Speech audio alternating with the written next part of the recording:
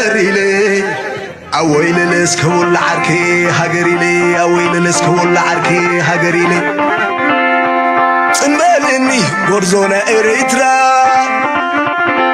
انكاق علي وبصح البركة شخم هاجر وديقوب زوانكا تامدنكل تليبو قلبتكا أقول لمي راحتكا حزب دسيل ودسبلكا حزب دسيل ودسبلكا اسكبول العركي خبرو دك حدي لميني نخري أكون لخلو زاويني دك حدي لميني مس حدش عمد كري أكون زاويني لا لا لا ياي أغير لا لا لا لا ياي ورسايك على دحلته ورسايك على دحلته وفرغ مروضي واشته عقال اسبخرك مسره حدش عمد كفوخ خفته حدش عمد كفوخ خفته لا لا لا لا اللي أبو بدبلا عدي للبلي ورساي مزالو سلام تحنقتي كوب كوب أبو بدبلا عدي للبلي ورساي مزالو سلام تحنقتي كوب كوب أتعدي شويته خيتلم كنس عيتلمني ولا محلا تخوني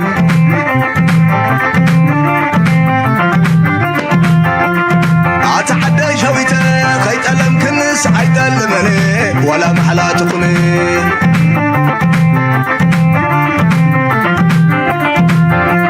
أبوي بدبلا عدي للبلي ورساي مزالو سلام تحنقتي كوب كوب لا لا لا ياي دحنت هاجر فرناي مسواتي حلاو هاجر فرناي مسواتي شرحوا غانو بيدو خمسر بي انه هلو افريكا زنبي انه هلو افريكا زنبي وفرغان بالرقيب قالوا سلام تخطاتلت نايز channel كمي تخونو تصبوك تكونو ناي وتر تميتان باقنانيو لومون كم وتروا قداسن وانا وانت حستوتات حزنا لكم متسينا لنا كساب موداتا نايز مدام سانا كتصنحو بخبر نعدمكم لايك مقبار شير مقبار ريتوخم من حسابكم من بهانات من قد مقلاز ما ناي وتر تعوي عدنايو أبقداس مدرخ كوينا أقداس حبريتا نحلف سلزلنا دما حقزو نتزولو كنتا دما بخل من قد نقلص لكم مجمريا بتليتيس زولو كنجمر رسكو.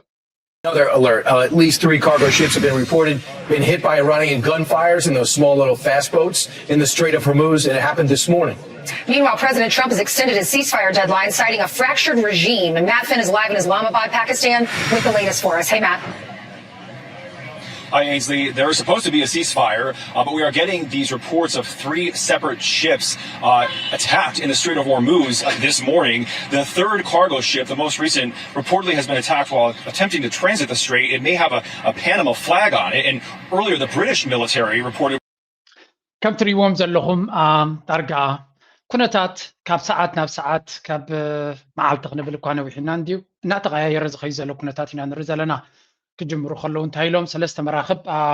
حرامية زي فلت من قديت هاريمان كم زلو اي نقرلو and it's supposed to be a ceasefire. No, it is not supposed to be. Ceasefire has expired. تتي مقراصنا يتغسينا يكلتا سو من زنبري expire جيريو. So there's no ceasefire right now. إيران دما نزا حدش دونالد ترامب بفقادو يدو هيبو زعاتو اين قبلونينا بعنا وقن we are free to do whatever it دس بلنا كنقبر نخلينا قبل لي دما انتهي لمالو العلو كله كتنقاقو زلو سبتي أمريكا تبلوكيد قبل علينا قراتو زلا نتيناتنا بحرنا معزا ومراخبنا بانا نخياتو عطينا زلنا زبل أواج كم أواجنا يكويناتنا نريو كم مقراص تغسي كنا نريو نسو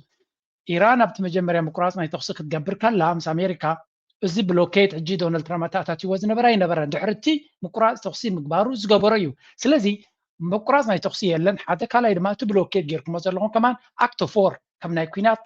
መቐፀልታ ኢና ንሪኦ ስለዚ ውጊ ክንጅምር ዲና ንጅምር ካላርስ ኮይኑ ንሕና ንሃገራዊ ረብሓና ዘዋፅኣና ዘበለ ኩሉ ክንገብር ኢና ዝብል መደምደምታ በፂሖም ኣለው ዶናልድ ትራምፕ ድማ ብንሱ ይኹን እቲ ናቱ ፎክስ ኒውስ ካብ ተሃዲድን ፈኸራን ወፂኡ ኣብ ዕብድብድ ኣትዩ ከም ዘሎ ኢና ንርኢ ዘለና ምዕራባዊ ሚድያ ንዶናልድ ትራምፕ ንኣሜሪካን ክትወድቕ ስለ ዘይደልዩ ዝገብርዎ ዘለዎ ሸፈነ ውፅኢት የምፃሎም የለን In the space of just a few hours, Donald Trump has gone from threatening to bomb Iran to extending the delicate ceasefire in the Middle East. The US president claiming he hopes peace talks proceed, but there are few signs of that tonight, as Iran gave a visible and ominous warning. In the heart of Tehran, huge crowds at a military parade. ኢራን ድማ ከም ትሪእዎም ዘለኹም ሓደ ዓብዪ ሚሳይል ናቶም ገይሮም ኣብ ቴህራን ነው ሲስፋየር የለ ገለ የለ ንዝመፀና ዊ አር ሬዲ ኣሜሪካን ተመፂኹም ወላ ምስ እስራኤል ተደራሪብኩም ተመፂኹም ዘፍርህ የብልናን ዝብል ዘረባ ሎሚ እሞ ሻዲኖም እዮም ካብ ዘለው ትፀገም ዘሎ ሲ ሻዲኖም እዮም ስለምንታይ ክንደይ ግዜ ተዛሪብና ኢና ሓደ ደንዳኒ ዝነበረ ሓይሊ ኩሉ ግዜ ዝድንድነካ ዝነበረ ድሕሪ ክንደይ ባዕሉ መፅኡ ኣብ ገዛኻ ክቐትለካ ኢሉ ምስ መፀ ንስኻ ነፍስኻ ክትከላኸል ምስ ረኣኻዮ ከምቲ ቀደም ትፈርሆ ዝነበርካ ኮይኑ እንተዘይፀኒሐካ እንታይ ካ ትገብር ከም ብሓድሽ ባዕሲ ክትጅምር ትፈርህ እኳ ገለ ዝሓብኦ እኳ ይህልዎ ትብል ግን ትንቐንዲ ቀለም ዝነበረካ ፍርህ ግን በኒኑ እዩ ዝኸደልካ ዳትስ ኢራን ቱደይ እሳ ኢራን እያ ኮይና ዘላ ንዓመታት ኣሜሪካ ድሌታ ክትገብሮም ከላ እስራኤል መራሕቲ ናቶም ሳይንቲስትስ ናቶም ኤምባሲታት ናቶም ዘይገበረቶም ዓይነት ስቃይ የለን ኩሉ ዓይነት መቕፃዕቲ ዓሊስሉ እቲ ዑስማን ስሌማኒ ዲ ወላ መን እዮም ዝብልዎ ቃስም ስሌማኒ ሓደ ካብቶም ብሪሊየንት መራሒ ናይ ኢራን ዝነበረ ቀቲሎሞ ኤምባሲ ናቶም ኣብ ሱርያ ኣጥፊዮሞ ክንደይ መራሕቲ ናቶም ሳይንቲስትስ ናቶም ጀነራላት ናቶም ፕሬዚደንት ቀዳማይ ፕሬዚደንት ራእሲ ካብ ሄሊኮፕተር ወዲቑ ምስ ፎሬን ሚኒስተር ምስ ኩሎም ዲፕሎማትን ክወድቕ ከሎ ሓደጋ ኣይኮነን ነይሩ እስራኤል ዝገበረታ እያ ነይራ ግን ንእስራኤል እስኺ ጌርክ እንድሕር ኢሎም ውጊ ክገብሩ ስለ ዝኾኑ ውጊ ካ ክገብሩ ይደልዮም ነይሮም ክገርመኩም ኢራን ነዛ ኩናት ሕጂ ወሪዳቶም ዘላ ጠቕላላ ይደልይዋ ይነበሩ ብፍላይ ትመይቱ ዘሎ ዓሊ ኸመነ ውጊ ዝበሃል ይደሊ ነበረ ስለምንታይ ንሕና ግዜ ይደድለና ዘሎ እዛ ሕጂ ሒዝናያ ዘለና ናይ ምዕባለ ግዜ ዕድል ተረኺብና ወታደራዊ ዓቕምናትና መሊሱ ክሕይል እዩ ካልእ ነገራትና ክሕይል ሽዑ ከምዛ ናይ ቻይና ማለት እዩ ኣመና ፅቡቅ ቦታ ተበፂሕና ከይተዋጋእና ድሌታትና ከነስልጥ ንኽእል ኢና ዝብል እምነት ነይሩ ውጊ ኣይደልን እዩ ነይሩ እንተኾነ ብፍንጫ ከይደለኻ ወላ እውን ነቲ ኒውክለር ክንገድፎ ኢና ዳይሉት ክንገብሮ ኢና እናበሉ ከሎ ናብ ኩናት ይትየሞ ገስወት ኣብቲ ኩናት ድማ ቀልጢፎ መን ኢድ ሂቡ ኣሜሪካን ኢራን እዮም ሂቦም ኣሜሪካን እስራኤልን እዮም ኢዶም ሂቦም እዚ ድማ ኣሜሪካ ብኩሉ መንገዲ ፈሊጣቶ ኣላ ሉክ ሲኤንኤን እንታይ ብልዎ ኣለዉ ዶናልድ ትራምፕ The threat of a resumption of hostilities wasn't enough for them to scurry something together. What does that tell you about how much leverage the United States has by continuing to use force as a threat here? Well, that's a great question. I think they called his bluff. I think that the Iranians figured out that the whole taco thing, the whole Trump always chickens out. They estimated that his bluster, at first it shocked them and frightened them. And then the more they, I guess, became familiar with his MO, the more they saw that he was all talk. And that I think that the other big point is Trump wildly underestimated the Iranians' capacity to suffer. I really think that እዚ ኩሉ እናፈራርህ ከሎ ሲቪላይዜሽን ናትኩም ከጥፈየ ኩሉ ቢንቶ ናትኩም መመንጨዊ ኤሌክትሪክኩም ኩሉ ከጥፈየ እንድሕር ነዛ ኣነ ዝበኩም ዘለኹ ዲል እንተዘይፈሪምኩም ኢሉ መዓልታዊ እና ኣፈራርሆም ኣብ ዝውዕለሉ ዝነበሮ ግዜ ምሽ መፂኦም ክፍርሞ ነቲ ንሱ ዝቐረበሎም ዲል ኣብቲ ናይ መፈራረሙ ቦታ ውዕል ዝተባሃለሉ ኣይንመፅን ኢሎም ከመይ ገይሮም ክፈርሁ ዘይክእሉ ዘለዉ እንታይ ዓይነት ሌቨሬጅ እንታይ ዓይነት ፀብለልትነት ስለ ዝስምዖም ዘሎ እዩ እንታይ ዓይነት ድፍረት እዩ ኢላ ተሓተላ እቲ ሓቂ ኢልዋ ፈሊጦምን ዶናልድ ትራምፕ ሓዳዲ ምዃኑ ገጢሞሞ ኢላ ዶናልድ ትራምፕ ነዚ ኩናት እዚ መዋፅኦ ይደልየሉ ከም ዘሎ ፅቡቅ ገይሮም ኣንቢቦሞ እታ ታኮ ትበሃል ድማ ትራምፕ ኦልዌይስ ቺክንስ ኣውት ትበሃል ድማ ብተግባር ሪኦማ ኢሎም መጀመርዮም ኣይኮነ ካልኣይ ሳልሳይ ግዜ ይርእይዎ ኣለዉ ስለዚ እዚ ሰብ እዚ ተሃዲድን ፈኽራን እምበር ንኩናት ንክቐፅል ጠቕላላ ደገፍ ናይ ፖለቲካ ከም ዘይብሉን ነፍሲ ወከፍ ዝሓለፈት መዓልቲ ድማ ዓቕሊ ፅበት ናቱ ጥርዚ ዝኸይድ ዘሎ ምናልባት ኣብዚኣ ይብላኒ ግን ናይ ኢራን ካልኩሌሽን ዘሎ ኣብ መንጎ ክፅለል እውን ይኽእል እዩ ዶናልድ ትራምፕ ፋሕ ክትብሎ ትኽእል እያ ዝብል ካልኩሌሽን እውን ኣለዎም ኣምናሹር ፅቡቅ ዲ ሕማቕ ንሱ ከምኡ ተጋጢሞ ማለት እዩ ርግፀኛ ይኮንኩ እንተተፀሊሉ ንኢራን ፅቡቅ ዲ ዋላ ይፅቡቕን ከም ኖርማል ግዜ ፅቡቅ ኢልካ ትግምቶ ነገር ኣይኮነን ብዝኾነ እንተዝጥዕማ ሓሾም ናይ ብጥዑ ኣተሓሳስባ ክሓስብ ከምዚ ንሪኦ ዘለና ንዶናልድ ትራምፕ ስለ ዝገጠምዎ ልዕሊ ኩሉ ድማ ዶናልድ ትራምፕ ንኢራን ኣይፈለጦምን ኢሉ ኢራን ክንምንታይ ቃንዛ ክፃወሩ ከም ዝኽእሉ ክንምንታይ ሓሪምካዮም ከለኻ ክወጥቁ ዘይክእሉ ምዃኖም ክንምንታይ ቃንዛን ሽግርን ተፃዊሮም ንዕላምኦም ንህላውዮም ንሃገሮም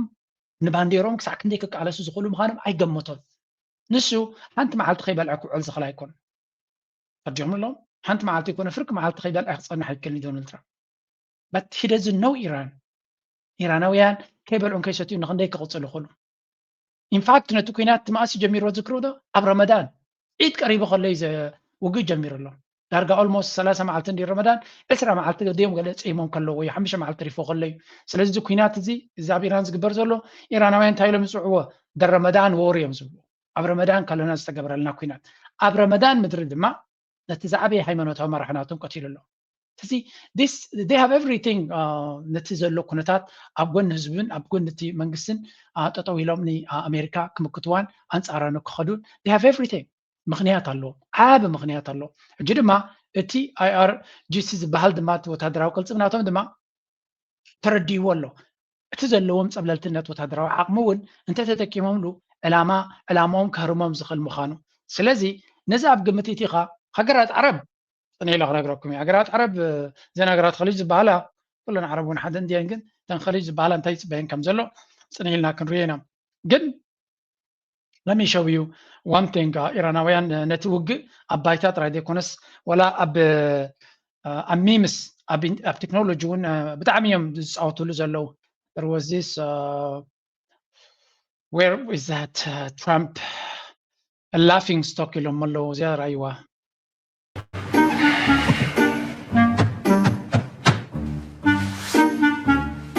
Okay.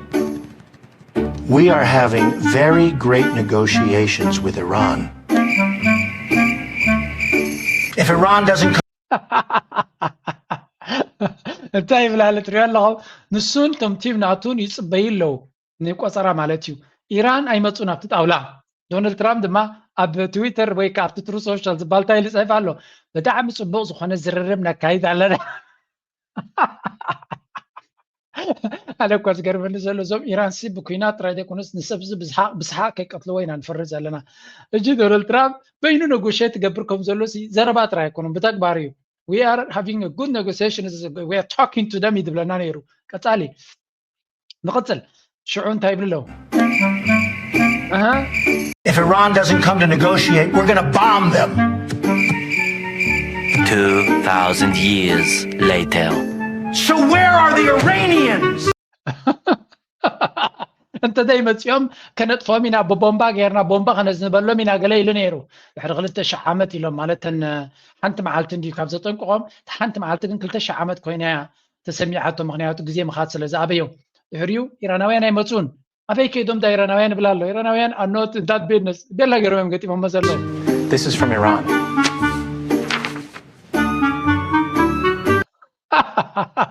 بلغت فلو جسدي دولو ترامب شرع بلوم زقبل أفكاري لوم زيادة مدق تدم صوتو تهريو أمتايلو وسانة ناتسم زيادة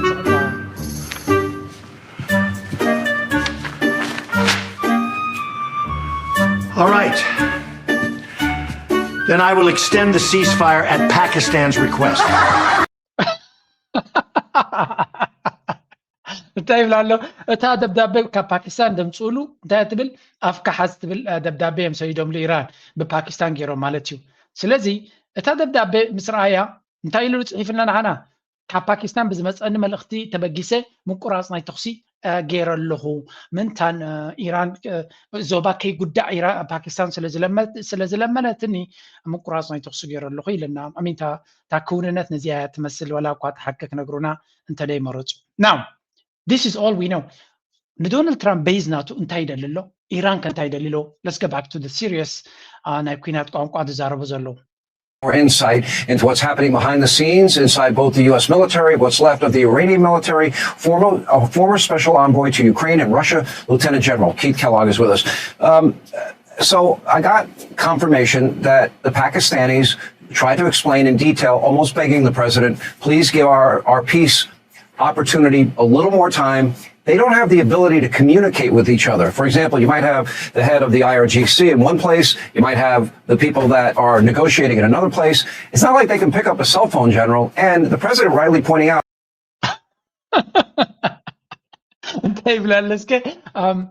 ፓኪስታን ሲ ንዶናልድ ትራምፕ ደዊሎም ሲ በጃኻ ንሰላም ዕድል ሃቦ በጃኻ ምክንያቱ እቶም ጀነራላት ናይ ወታደራዊ መራሕነትን እቶም ፖለቲካውያን መራሕትን ሲ ወላ ብቴሌፎን ክራኸቡ ኣይክእሉን እዮም ዘለዉ ስለዚ ይራኸቡ ዘለዉ መፂኦም ኣብቲ ዋዕላ ክሳተፉ ይከኣሉን ቅድሚ ክልተ ሰሙን ኣብቲ ብርቱዕ ኩናት ከለዉ ዳ ብኸመይ ተረዳድዮም እዮም መፂኦምኩም ንክልተ ሰሙን ምቁራፅ ናይ ተኽሲ ንክገብር ከተግብሩ ከለዉ ብቴሌፎናት ገይሮም ድዮም ተዘራሪቦም ዝብል ከየለን ድዩ ስለምንታይ እዮም እስከዚኣቶም ኩላቶም ደንገፅ ዝመስሉ ዘለዉ ሎሚ Donald Trump بحماق تسعير سلازله.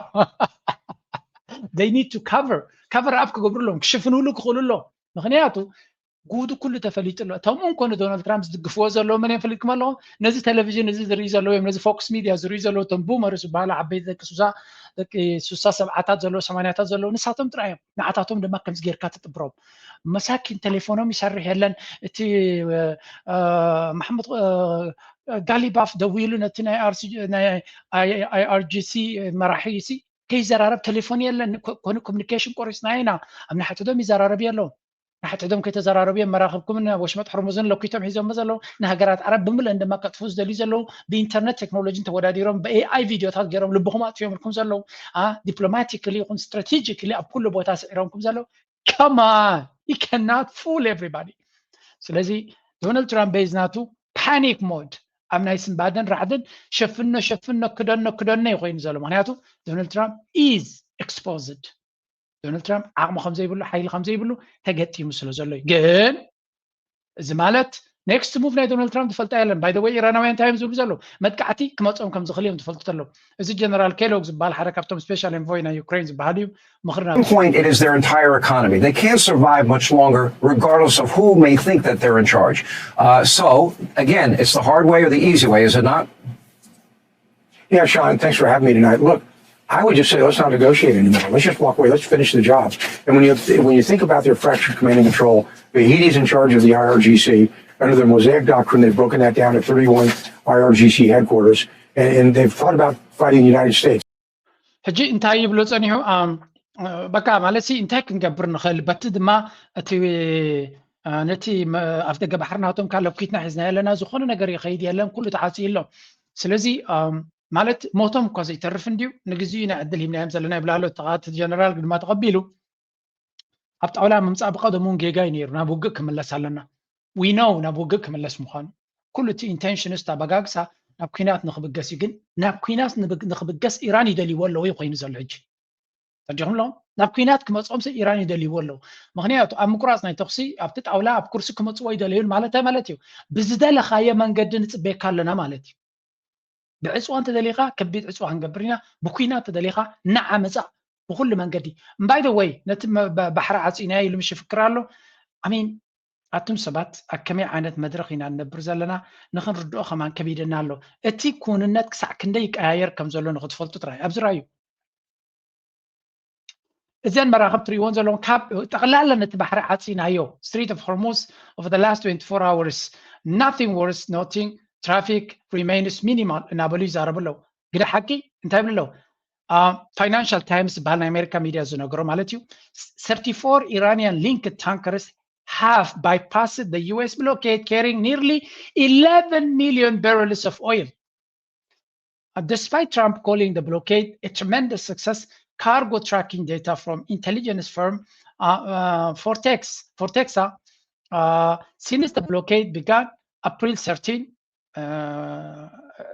at the blockade بال إلى تسرسل 4 جميرو at least 34 Iran-linked tankers and gas carriers have bypassed the blockade. 19 have exited the Persian Gulf. 15 have entered heading to انتهي كاب أمريكا دونالد ترامب قوم شتنت بحر كل عطية رقت عبيلة دوت يلا دعوتيل إن إيران نمعلك 500 مليون تخسر لادو بس خد قصة لا يدخلني ولا بحثر جزيك تموت يا يبلالو أنت قونا 34 نا إيران مس إيران ركب زلون مراخب بتعصوا أمريكا جراتو زلا وتين كيدنا لوا سلمتاي زي نقرونا ويم قلمتاي سلمتاي زي قبرو هيريوان الله ودم كوينهم دم نو يريوان الله جن እንገለን ተገይሮም ኢራን ውግእ ክጅምር ከም ትኽእል ስለ ዝፈሩ ዘለዉ ናርኣዩትም ብለው ንዓና እንታይ ይብሉና ኣለዉ ወላ ሓደ ዝሓለፈ የለን በዚ ኩላ ገጥ ኣቢልና ኢና ይብሉ ኣለዉ ማለት እዩ እዚ ኸ እንታይ ዘርእየካ ኣገይን ኣብ ባይታ መን ሓይሊ ዘለዎ መን ዝገብርን ዝገድፍን ካብቲ ወሽመጥ ሆርሙዝ ብዘይ ናይ ኢራን ፍቃድ ተንከስ ትብል ነገር የለን እቲ ኣሜሪካ ዓፅዩ የሉ ካብ ዝብል ዘሎ ግን 34 መራኽብ ናይ ኢራን ሓሊፈን ኣለዋ ይብልኩም ኣለዉ ካብ ዕፅዋ ዝጅመር ድማ ካብቲ ዓፂናዮ ዝብል ድማ ክሳብ 11 ሚሊዮን በርሚል ናይ ኢራን ነዳድን ጋዝን ነዳዲ ሓሊፉኩም ዘሎ ይነግሩና ኣለዉ so they are making a lot of money ኢራን በቲ ዳይ ዶናልድ ትራምፕ ዝብሎ ዘሎ ፈኸራ ክሳብ ሕጂ ድንብርፅ ኢሎም ከምዘየለዉ ካብ ስርሖም ከምዘይበኸሩን ንኻልእ ዓለም ጥራዮም ኣባኺሮምን ቤላ ገይሮም ጨቢጦም ሒዞም ዘለዉ ነዳዲ ዋጋናቱ 100 ሓሊፉ ኣሎ ብዝዋን እዚ ልዕሊ 100 ሰጊሩ ኣሎ ኢማጂን ዶናልድ ትራምፕ ዝኩሉ ፈኪሩ ሰላም ከምፅእ ህዝቢ ዓለም እንኳዕ ሰላም ኣብቅዓኩም ኢሉ የውሃና ገለመለ ዝብል ገለ ገይሩ ናብ 84 ንበርሚል ኣብፅሕዎ ነይሩ ሓሳሲ ባት ናሓሰኻ ክንበር ስለ ዘይክል እቲ ኩንነት ኣብ ኢድ ኢራን ስለ ዘሎ እቲ ዋጋ ተመሊሱ ልዕሊ 100 ደይብሎ and that's እቲ ዘለናዮ መድረክ ድማ ናብቲ ዝገደደ ኢና ንኸይድ ዘለና ምክንያቱ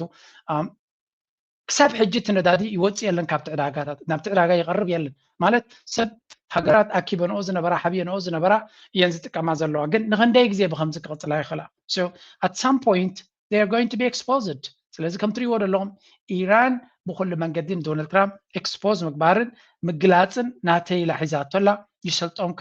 ይሰልጦም ከም ዘሎ ድማ ንርኢ ኣለና ናው እዚ ከምዚ ኢሉ ከሎ ኣብዚ እውን ርኢናኩም ነርና እቲ መስርሕ ናይ መንገዲ ናይ ባሕሪ ውግእ እውን ይካየድ ከም ዘሎ ገለና ንሰምዕ ዘለና ሓንቲ ነገር ግን ክነግረኩም ኢራን እንታይ ክገብሩ እዮም ተሓስቡ ዘለዉ ነዚ ካብዚ ሕጂ ናበይ ገጾም ክኸዱ እዮም signaling that it will not bend, not under pressure, not under sanctions, and certainly not under what it calls bullying by the United States. In the latest, the UK said the Iranian forces fired at a container ship near Oman, just hours after ceasefire extension with the US. Iran's Foreign Minister Abbas Araghchi has drawn a clear line. In a sharply worded statement, he said Iran knows how to resist bullying, how to defend its interests, and how to neutralize restrictions. ናይ ባሕከቲ ናይ ኢራን ኣካይዳ ፋሒልዎ ማሎ ገለ ዝብሉ ዘሎ ክሳዕ ክንደይ ንኣሜሪካ ፋሒልዋ ከም ዘሎ ጥራይካ ትርኢ so all in all ንሪኦ ዘለና እንታይ ዝነገረና ዘሎ ኩነታት ክሳዕ ክንደይ ተቀያይሩ ከም ዘሎን ኣሜሪካ ክሳዕ ክንደይ ተዳኺማ ከም ዘላ ይዘርእየካ ኢራን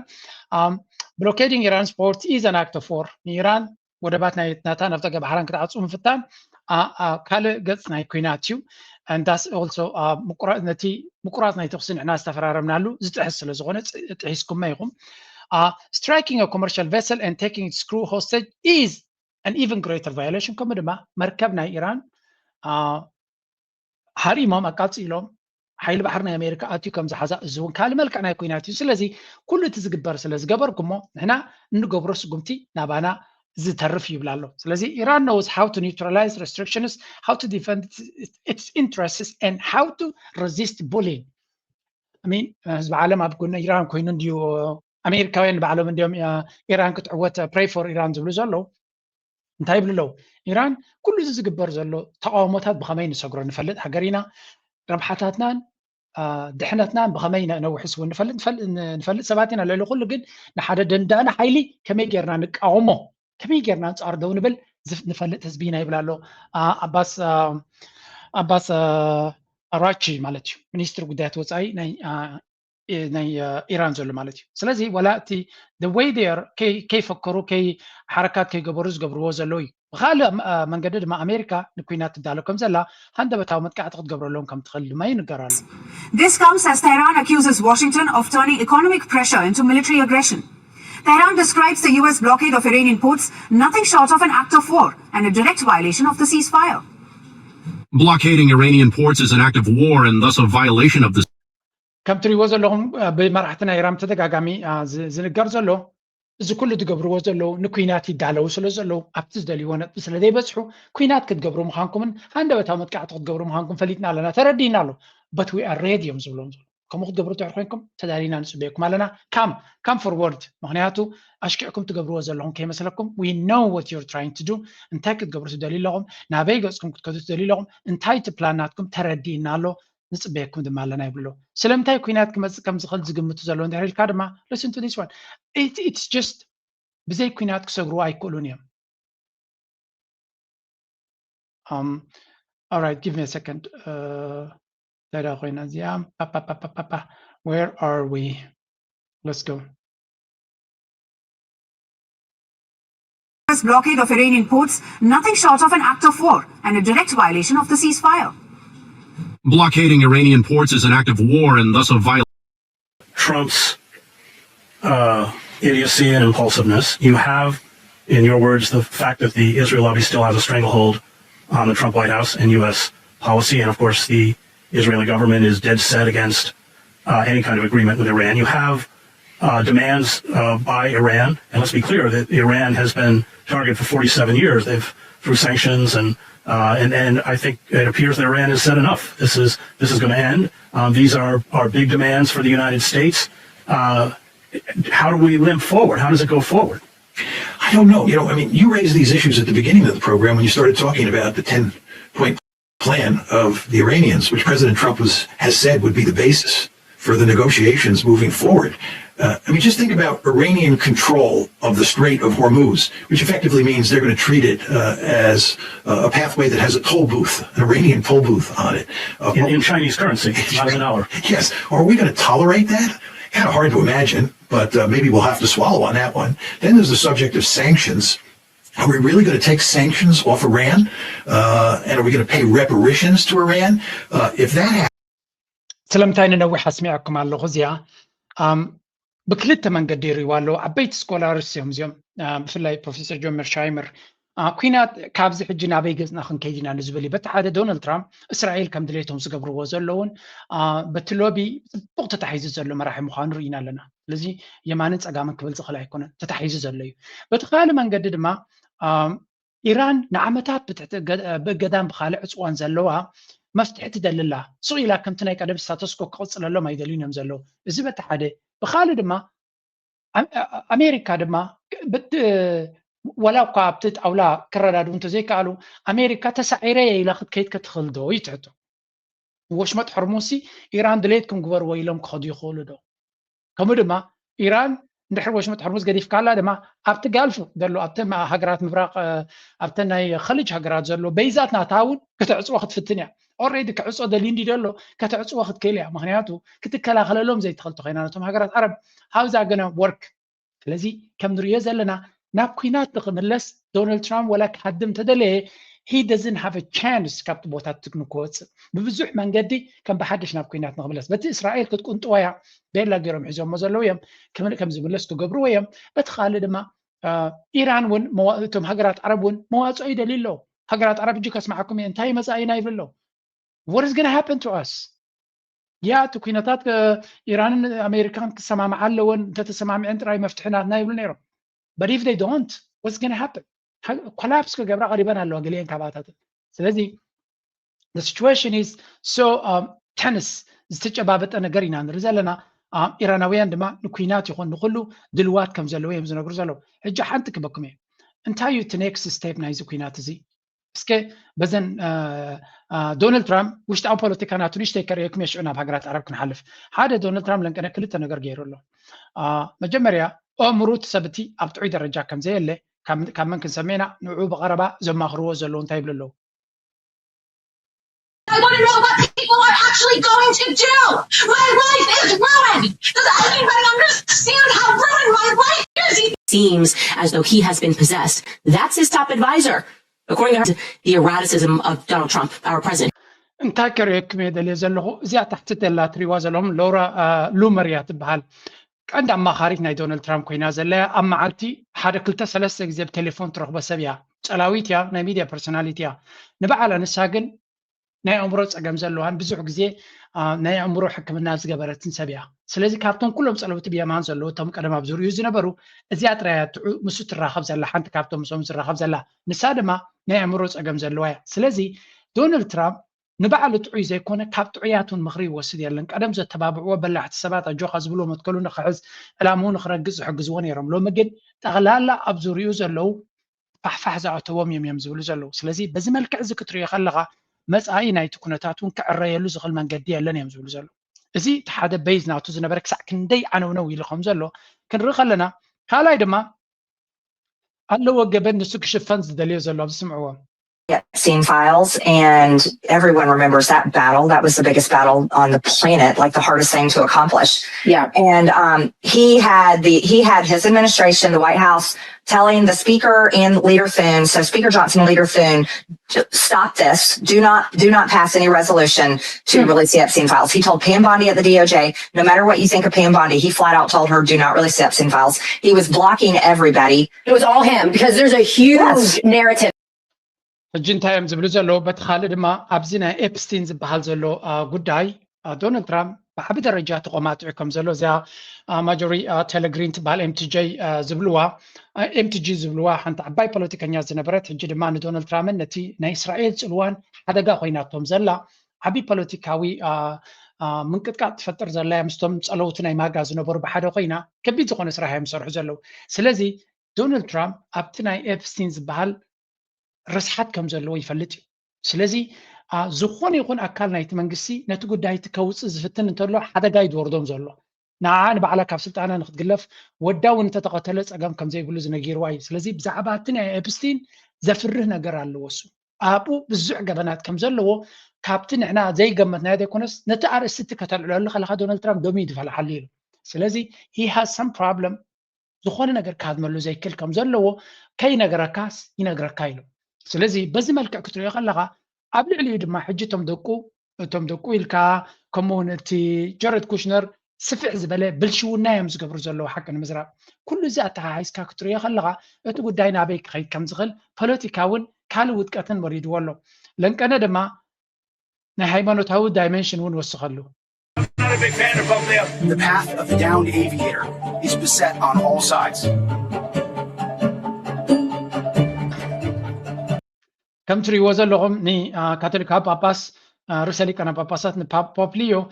ኣንጻሩ ክዛረብን ክፍክርን ድሕሪ ምጽናሕ ባይ ዘ ወይ ፅሑፍ ፅሒፉ ኣንጻረይ ዝኸዶ ዘሎ እዚ ካቶሊካዊ ጳጳስ ጠጠው ተደቢልዎ ብዛዕባ ካቶሊካዊት ቤተክርስትያን ነታ ቤተክርስትያን ክዕንዲ ዝኽእል ሓበሬታ ስለ ዘለኒ ኣብ ሶሻል ሚድያ ከውፅኦ ስለዚ ተጠንቅቑ ኢሉ ከፈራርፈት እዩ ናይ ብሓቂ ድማ እቶም ካቶሊክ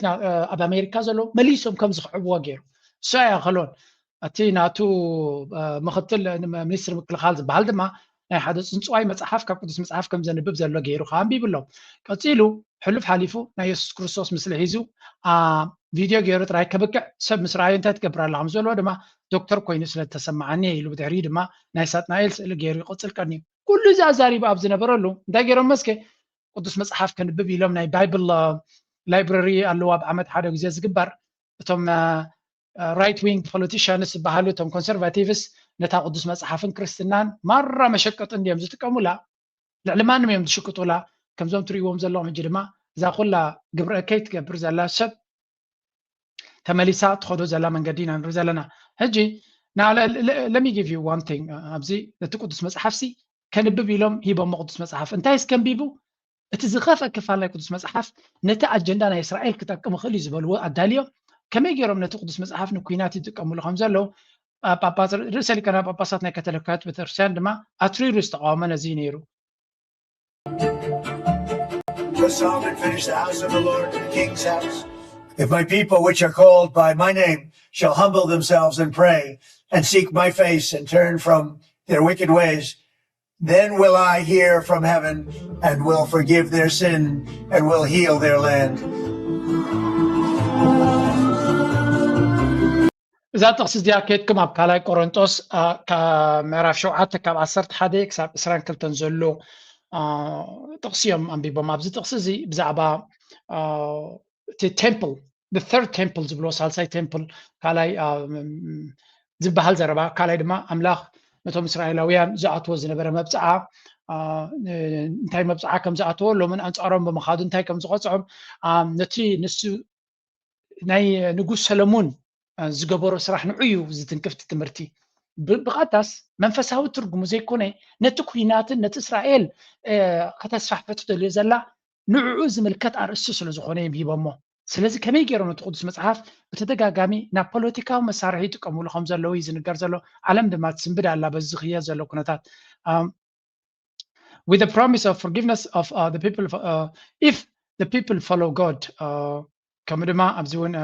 ጠቂሶም ነይሮም እታ ቅዱስ መፅሓፍ ድማ ትፈልጥዋ ኢኹም እዚ ሰብ እዚ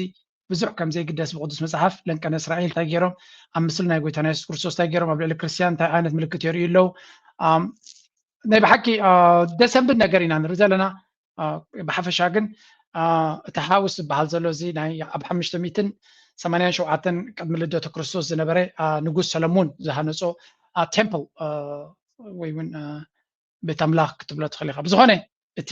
ቴዎሎጂካል ትርጉም ነቶም መራሕቲ ሃይማኖት ንሪኦ ነዚያ ጥቕሲ እዚኣ ተጠቀሙላ ግን ንክፋእ እዮም ተጠቂሞምላ ነቲ ትክክለኛ ዕላማ ናታ ዘይኮነስ ነቲ ናይ እስራኤል ናይ ምስፍሕፋሕ ሕልሚ ስለተራጉደሎም እያ ኢሎም ናው let's shift our focus to what is going on ኣብቲ ማእከላይ ምብራቅ ዝግበር ዘሎ ጉዳይ ክንርኢ መጀመርያ ሃገራት ዓረብ እንታይ ይፅበዮም ኣሎ positioning of the Gulf states we are of attacks by Iran on Gulf countries. The statement is in the battle that's been unleashed by Iran and its proxies concerning the positioning of the Gulf states. We are no party to this war. The U.S. bases have not been used against the Iranians, and the airspaces were also not touched by the Americans, even though different reports that are unverifiable speak the other way. We've held the responsible line, and we tried our best to maintain a defensive posture in the past 6 weeks, and that is the posture that unfortunately if war resumes we will go back to. But hopes are high that amid all of this vagueness, confusion and chaos that's happening on the negotiations or no negotiations, similar to what we saw during the war. ሃገራት ዓረብ ታይም ዝብሉ ዘለዉ እዚ ቅድሚቲ ዴድላይን ከይተወድኦ ከሎ ዝተገበረ ነይሩ ሃገራት ዓረብ ብተደጋጋሚ እተን ሃገራት ኸሊጅ እንታይ ዝብል ዘረባ እየን ዝጥቀማ ንሕና ወላ እኳ ናይ ኣሜሪካ በይዛት እንጊድና እንተለና ንኢራን ንክተጥቀ ኣይ ኣሜሪካ ንዑ ተጠቂማ ንኢራን ክትሃርምሲ ኣይሓገዝናን ልዕሊ ኩሉ ድማ ሓንቲ ከይገበርና ከለና ንዝመፀና ዘሎ መጥቃዕቲ ድማ ንምክልኻል ጥራይና ንሪኦ ዘለና ንጥቀመሉ ዘለና ስለዚ ኣሜሪካን ኢራን ናይ ግድን ኣብ ጣውላ ክመፅ ኣለዎም ብከምዚ መንገዲ ክንቅፅል ኣይንኽእል ኢና ዝመስል ዘረባ ኢና ንሰምዕ ዘለና ኢራን ድማ ከምኡ ዝበሃል ነገር ከምዘየለ The aerospace commander has called on Gulf countries to block any misuse of their territory by the US. The southern neighbors should know that if their geography and facilities are used in the service of the enemies to attack the Iranian nation, they should bid farewell to oil production in the Middle East.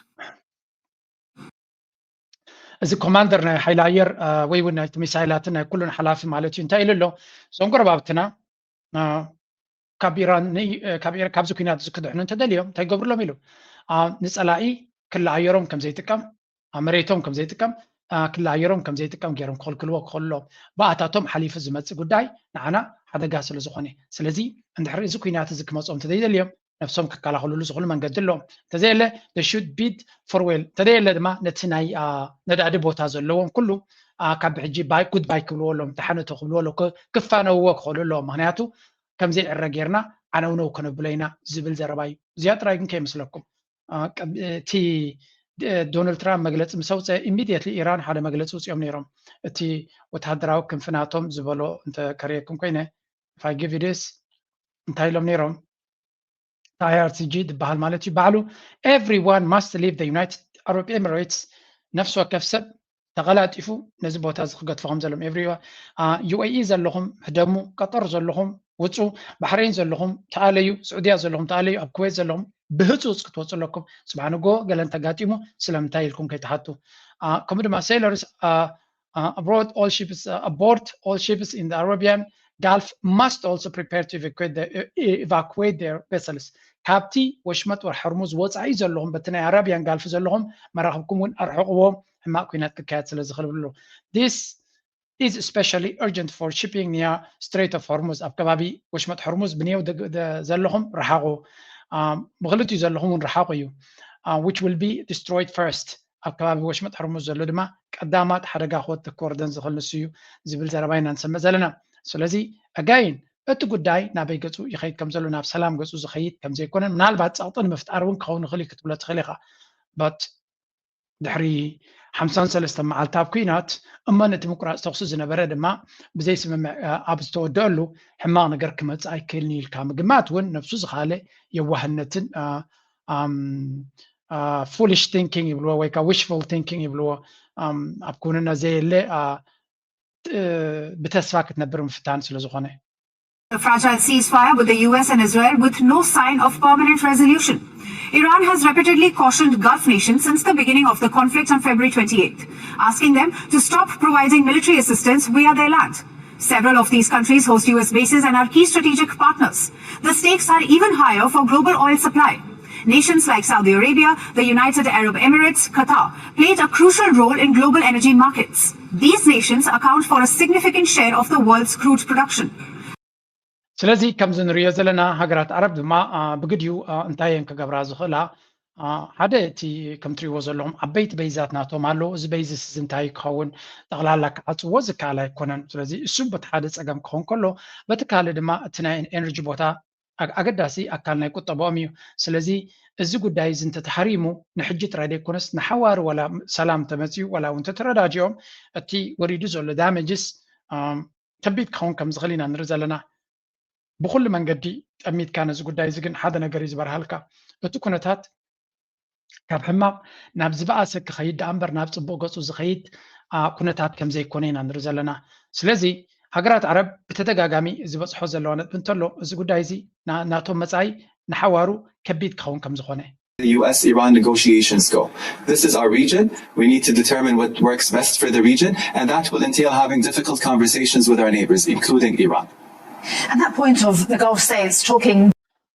ሓንቲ ካብቲ ትስማዕ ዘላ ዘረባ ድማ ሃገራት ዓረብ እዞም ጋልፍ ስቴትስ ነቲ ጉዳይ እቲ ባዕሎም ክኣትዎ ክኽእሉ ኣለዎም ንኣሜሪካን እስራኤልን ኔጎሽት ክገብርሎም ምስ ኢራን ተረዳድዮም መፍትሒ ከምፅሎም ኢሎም ዝሓስብዎ ዘሎ ዘሕዝንን ዘሰክፍን እዩ ብዛዕባ ኢማራት ንኣሜሪካ ዝለመነቶ እንታይ መልሲ ከም ዝተዋህባ ፅንሕ ኢለ ከስማዕኩም እየ ዘገርም እዩ እንታይ ንማለት እየ እዘን ሃገራት ዓረብ መፃኢ ናተን ብኩሉ መንገዲ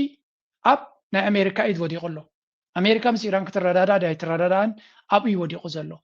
ምክንያቱ እቲ ወሽመጥ ሕርሙዝ ሙሉእ ኣብ ኢድ ኢራን እዩ ዘሎ ንዑ ኣሜሪካ ከተውፅኦ ከም ዘይትኽእል ኢና ኣለና ስለዚ እንታይ ክገብርሎም ሶም they have to find a way ነቲ ጉዳይ እቲ ከረጋግእሉ ዝኽእሉ ግን ከም ንሪኦ ዘለና ድማ ዝኾነ ይኹን መንገዲ ንዑ ክቕይሩሉ ዝኽእሉ መንገዲ የለን ኢራን ድማ ኦልሬዲ እቲ ኣብ ሓደ መደምደምታ በፂሖም ኣለዉ ምስ ኣሜሪካ ምዝ ሕጂ ዘሎ ምምሕዳር ናይ ዶናልድ ትራምፕ ብእስራኤል ብነተንያሁ ዝዝወር ክሳብ ዝኾነ ወላ እውን እንተተረዳዳእካ ክዕቀቦ ዝኽእል ኣይኮነን ስለዚ ክንኣምኖ ይንኽእል ኢና አንትራንስወርቲ ክትኣምኖ ዘይትኽእል መርሕነት እዩ ዝበሃል ዘሎ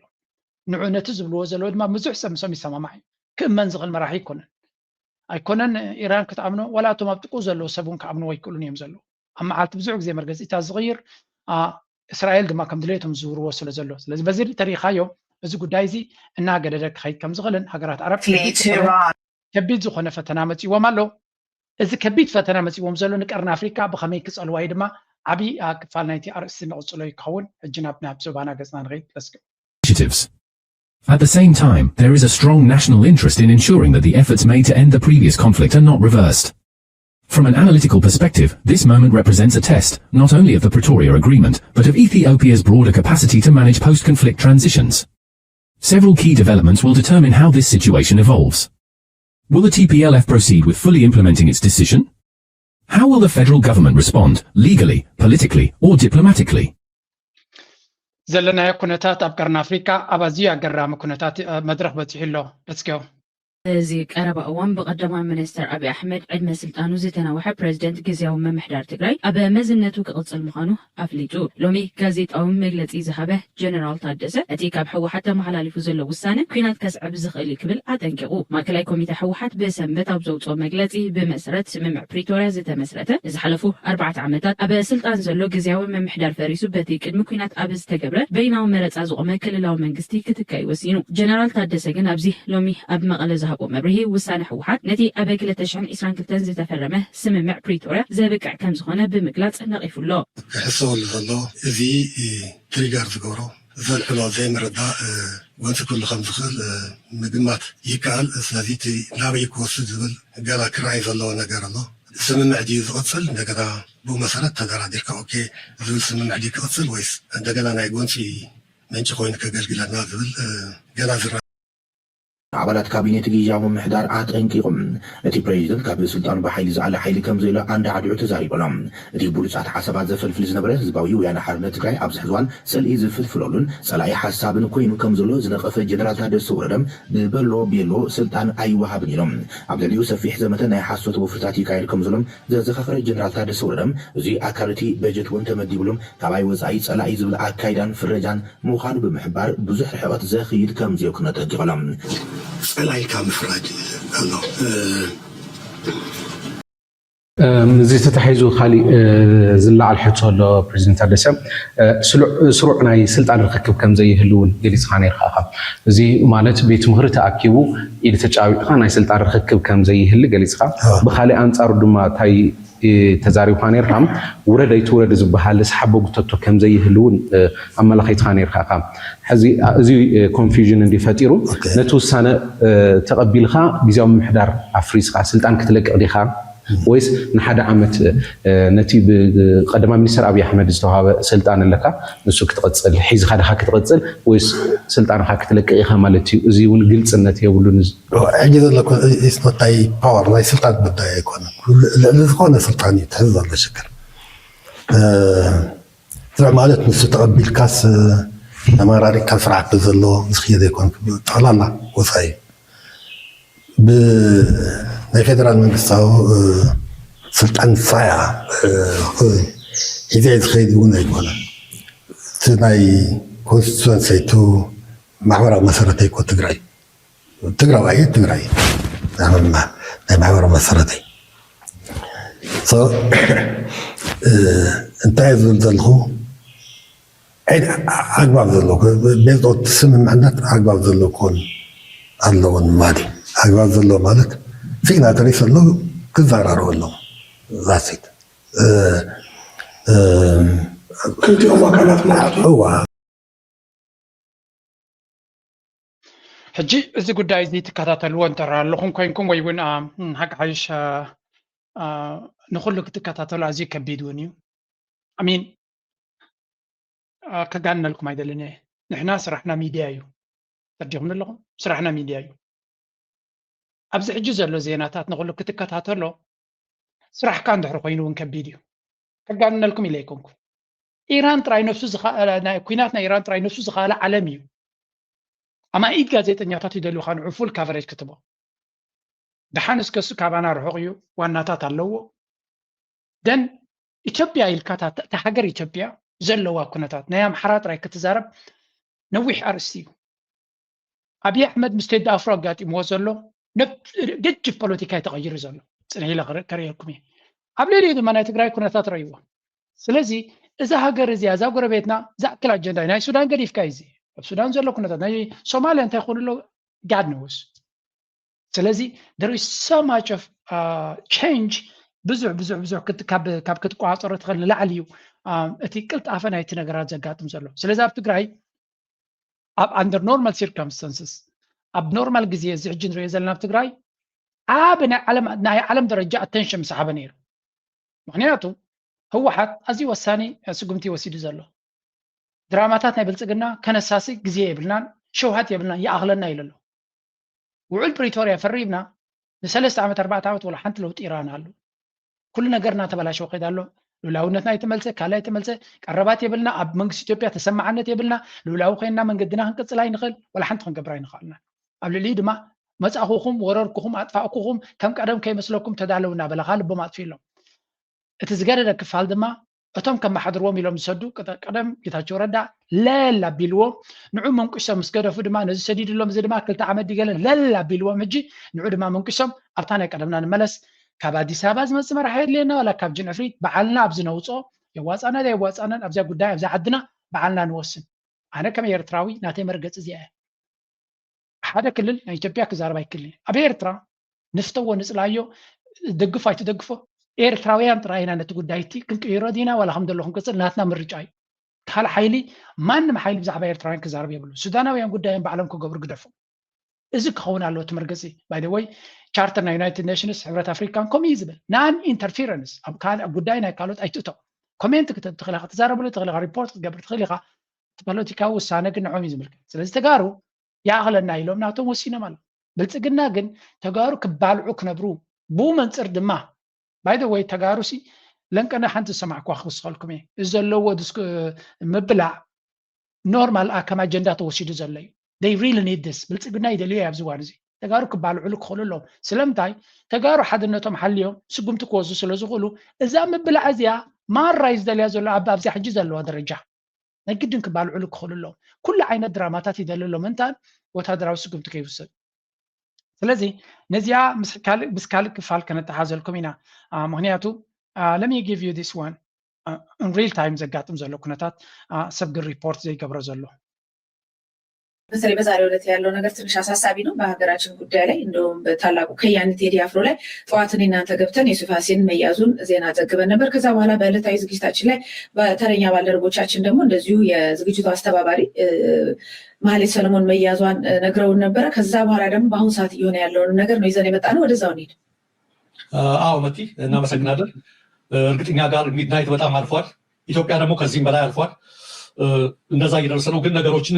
በትኩረት መከታተል ስላለብን እንደሙያችን ህዝቡን መረጃውን ስለሚፈልገው ግዴታ ለታው አገዛዙ ተደናግጧል አለመደናገጡን ለማሳየት አብይ በየሰዓቱ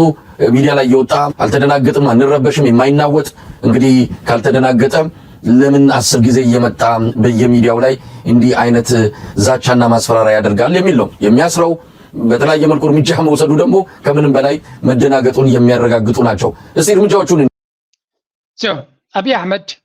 ዛ ኣልበም ናይ ቴዲ ኣፍሮ ካብ ትወፅእ ጥራይ ዝሕዞን ዝጭብጦን ጠፊእዎ ከም ዘሎ ንማንም ሓላፍ መንገዲ ጋህዲ ኮይኑ ዘሎ አብይ አሕመድ ካብታ ኣልበም ካብ ትወፅእ ጥራይ 2 ግዜ ብቪድዮ ወፅዩ ንዘሎ ኩነታት ንመደቃቀሲ ነዚ ጉዳይ እዚ ብከምዝን ወዲ ከምዝን ንወድቕ መንግስቲ ይኮናን ኢትዮጵያ ካብ ዝንላዕለ ክትከይድያ ገለመለ ዝብል ዘረባ ኣብ ልዕሊኡ ድማ ኩሉ እቲ ፕሮጀክት ገይረዮ ዝብሎ ቀጻሊ ኣብቲ ቴሌቪዥን በቃ ንዑ ጥራይ ኣርእይዎም ነመርቆ ዘለና ፕሮጀክታት ኮሪዶር ዝገበርናዮ በጃኹም ደጋግምዎ ቡ ጌርኩም ልቦም ኣጥፍኡሎም ምንታን እቲ ናይ ቴዲ ኣፍሮ ዝብሎ ዘሎ ሃገር ሜታትና ንዑስከ መልቅስ ንግበር ንዑስከ ብሓደ ኮይና ሃገር ካንተ ሜታትካ ካበይ ኮይንካ ከተልቅሶ ከመይ ጌርካ ትበኽዮ ከመይ ጌርካ ትቁዝሞ ናበለ ንኩሉ ኢትዮጵያዊ ልቡ ዝተንከፈ ደርፊ ስለ ዝገበረ አብይ አሕመድ ድማ ኖ ተጸሊልኩም ስለ ዘለኹም እዩ እዝንኹም ጥዑየለን ትነግርዎ ዘለኹም ህይወት ትፈልጡ ይኮንኩምን ኣብ ቅድሚኹም ትርእይዎ ዘለኹም ክትርእይዎ ይትኽእሉን እዮም ዘለኹም ነዳዲ ከቢሩ ዘሎ ብኸመይ ይኮንኩም ክትርድእዎ ዘለኩም ነቲ ህይወት ዝነብርዎ ዘሎ ኣይኮነን ንሱ ክብሎም ዝፍትን ዘሎ እዚ ግን ክሰርሕ ኣይከኣለን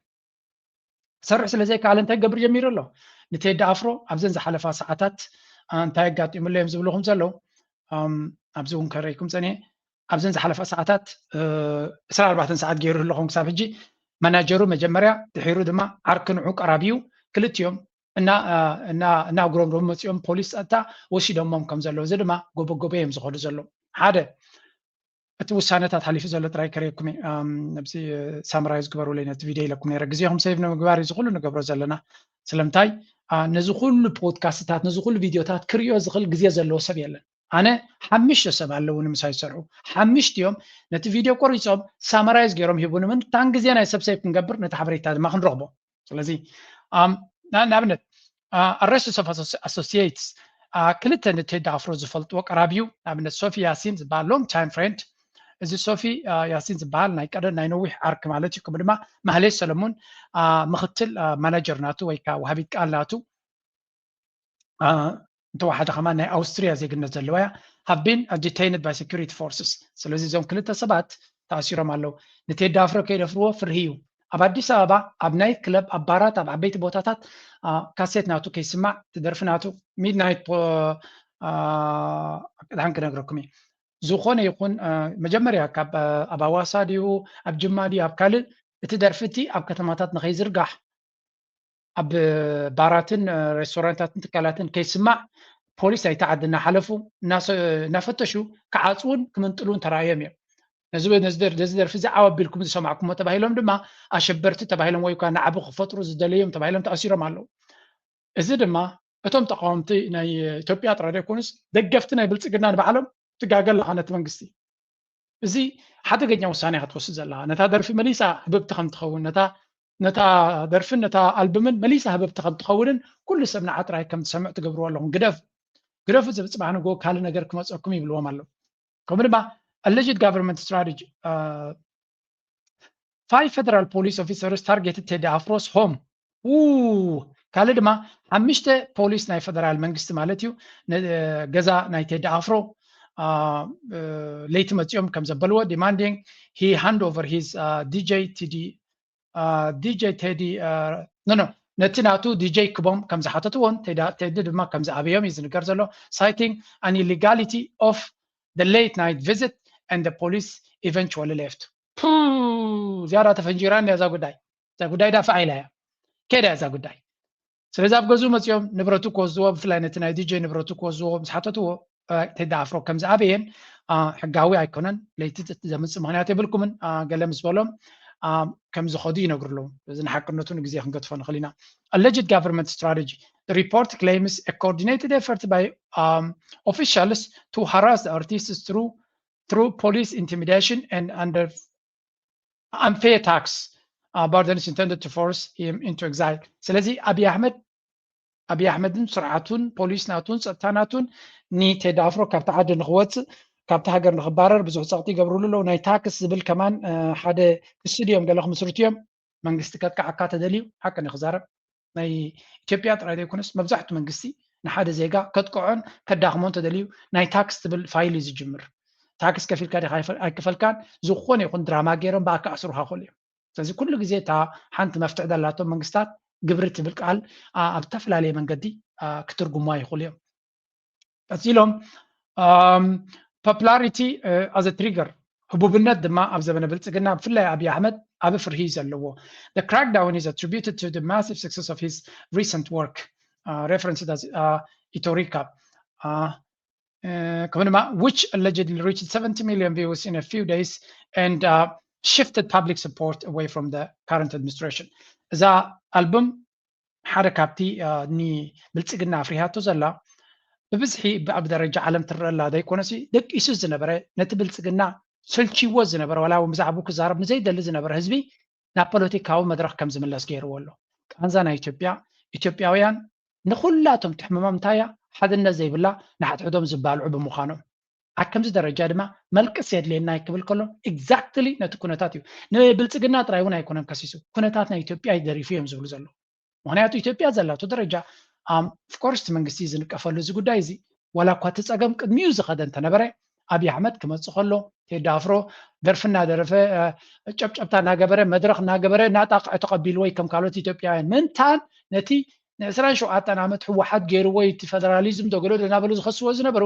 ኢትዮጵያውነትን ሓንቲ ባንዴራን ሓድነትን ገለ ንኽመልሰሎም ይደልዩ ስለ ዝነበሩ ኩሉ ዓይነት ደገፍ ድማ ተገይሩሉ ብዓለም ይኹን ኣብ ውሽጢ ዓዲ ብልፅግና አብይ አሕመድ ድሕሪ 8 ዓመት ካብቲ ቀደም ዝነበርዎ ንህወሓት ከም ዝናፍቑ ንህያደግ ብኩሉ መንገዲ ከም ዝናፍቑ ገይርዎም ኣሎ እንተወሓደ ፖለቲካዊ ፀገምና ከም ቀደሙ ኮይኑ እንጌራናን ፅርግያታትናን ፀጥታናን ከማን ይሕለወልና ነይሩ ኣብ ዝብልሉ ደረጃ በፂኦም ፖለቲካ እንተዘይተዛሪብካ ኖርማል ክትነብር ትኽእል ነርካ ተቐደም ሎሚ ካብ ፖለቲካ ክወፅእ ኢልካ እውን ከይፈተኻ ንክትዛረብ ዝገብረካ ኩነታት እዩ ሓኪም ክዛረብ ኣይደልን እየ ግን ማይ ከቢር ንኽብልካ ይግደድ ኣሎ ብ150 ማይና ገዛኻ ክትነብር ኣይትኽእልን ኢኻ ይብል ሰራሕተኛ መንግስቲ ኣቶም ሰባት ንሕና ብዛዕባ ፖለቲካ ክንዛረብ ኣይንኽእልና ግን ሂወትና ኣዝዩ ከቢድና ኣሎ ይብላ ሰራሕተኛ ኣብ ኩሉ ዘሎ መናብሮ ኣፍካ ክትዓፁ ተደልኻ እውን ከምዘይተዓፁ ይገብረካ ኣሎ ስለዚ ኣብ ከምዚ ጉዳይ ከይፈተኻ ናብቲ ፖለቲካ ዝእቱ መድረክ ተረኺብሎ እናበል እዮም ዝዛረቡ ዘሎ now when someone is at ከምዚ ዓይነት situation እንድሕር ኣትዩ ከምዚ ብልፅግና ኣትይዎ ዘሎ ጉዳይ እንድሕር ኣቲኻ ከም አብይ አሕመድ እንድሕር ኮንካ እንታይ ኻ ክትገብር ዘለካ መፍትሒ ክትደልል ኣለካ reconciliation ክትፍትን ኣለካ አብይ አሕመድ ግን he is doubling down መመሊሱ ኣብዚ የለ ኩነታት ከም ንስር ኾኑ ነቶም ጫውጫው ዝብሉ ዘለዉ ኢትዮጵያ ኩሉ ኢትዮጵያዊ ከፊይዎ ዘሎ እንታይ ዝብሎም ዘሎ ንሕና ከም ንስሪ ከም ኢግል ነቲ ከጨነቐና ዝደሊ ንሱ ከም ጅግና ማለት ከም ንስር ኮይኑ ንላዕሊ በሪሩ ነቲ ሃገር ሒዝዋ ድዩ ክበርር ዋላ በይኑታ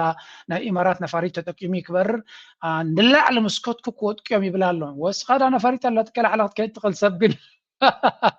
ካብ መሬት ሓፍ ምባል ስይኑ ኣሎ እቲ ሰብ ማለት እዩ ከም ንሪኦ ዘለና እቲ ዘሎ ኩነታት ክሳዕ ክንደይ ከቢድ ከም ዘሎን ትስቁልቁል ዝኮነ ዝበለ ሲቹዌሽን ተፈጢሩ ከም ዘሎን ካብዚ ጉዳይ እዚ ናበይ ገፅና ክንከይድ ንኽእል ዝብል ድማ ክሳብ ሕጂ መፍትሒ ተረኽበሉን ኣሎ እዚ ኩሉ ንሪኦ ዘለና ጉዳይ ነብሱ ዝኸኣለ ምዕራፍን ነብሱ ዝኸኣለ ፀገምን ኮይኑ እንታይ ካ ክፅበየሉ ዝግባእካ መፍትሒ ካ ክደሊ ዘለካ ቴዲ ኣፍሮ ዝገብሮ ዘሎ ናቱ ኣካይዳ ይኸይድ ኣሎ ንቴዲ ኣፍሮ ክትቃወም ክትብል ትኸዶ ዘለካ መንገዲ ጥዑይ መንገዲ ይኮነን ሃገር ድማ ተሓብየካ ኣላ ይበሃል ኣሎ ነዚ ሰሚዑ ዶ ከተግብር ይግባእ ነው ንሱ ናቱ ጀነራላት ንጎምሸትን ዝብልዎ ዘለዎ ከስማዓኩም ከውስጥ ወደ ማግኘት ከሉዓላዊነት ጋር አይገናኝም ሲሉ የመከላከያ ሰራዊት ሹም ተናገሩ። ኢትዮጵያ አሰብን ብትጠቀም ኤርትራ እንደ ዱባይ ትሆናለችም ሲሉ ተደምጧል። በመከላከያ ሚኒስቴር የውጭ ግንኙነትና ወታደራዊ ትብብር ዋና ዳይሬክቶሬት ዳይሬክተር ሜጀር ጀነራል ተሾመ ገመቹ ኢትዮጵያ የአሰብ ወደብን መጠቀም ብትጀምር ከኢትዮጵያ በላይ የኤርትራ ሕዝብ ተጠቃሚ ይሆናል ሲሉም ተናግረዋል። የመከላከያ ሰራዊት ሹሙ በዚህ ሳምንት አዲስ ፓራዳይም ከተባለ ዲጂታል ሚዲያ ጋር በነበራቸው ቆይታ ስለ ኢትዮጵያ የባህር በር ጥያቄ ሰፊ ማብራሪያ የሰጡ ሲሆን የኢትዮጵያ መንግስት ከጎረቤት ሀገራት ጋር በመተማመን ላይ በጋራ መከባበርና በጋራ ተጠቃሚነት ላይ መሰረት አድርጎ የዲፕሎማሲ እዚ ኃላፊ ወታደራዊ ኃላፊ I don't know ዓበይ ኣብ ሻብዓይ ክፍሊ ገዲፍዎ ትምህርቲ እዮም ዝብሉ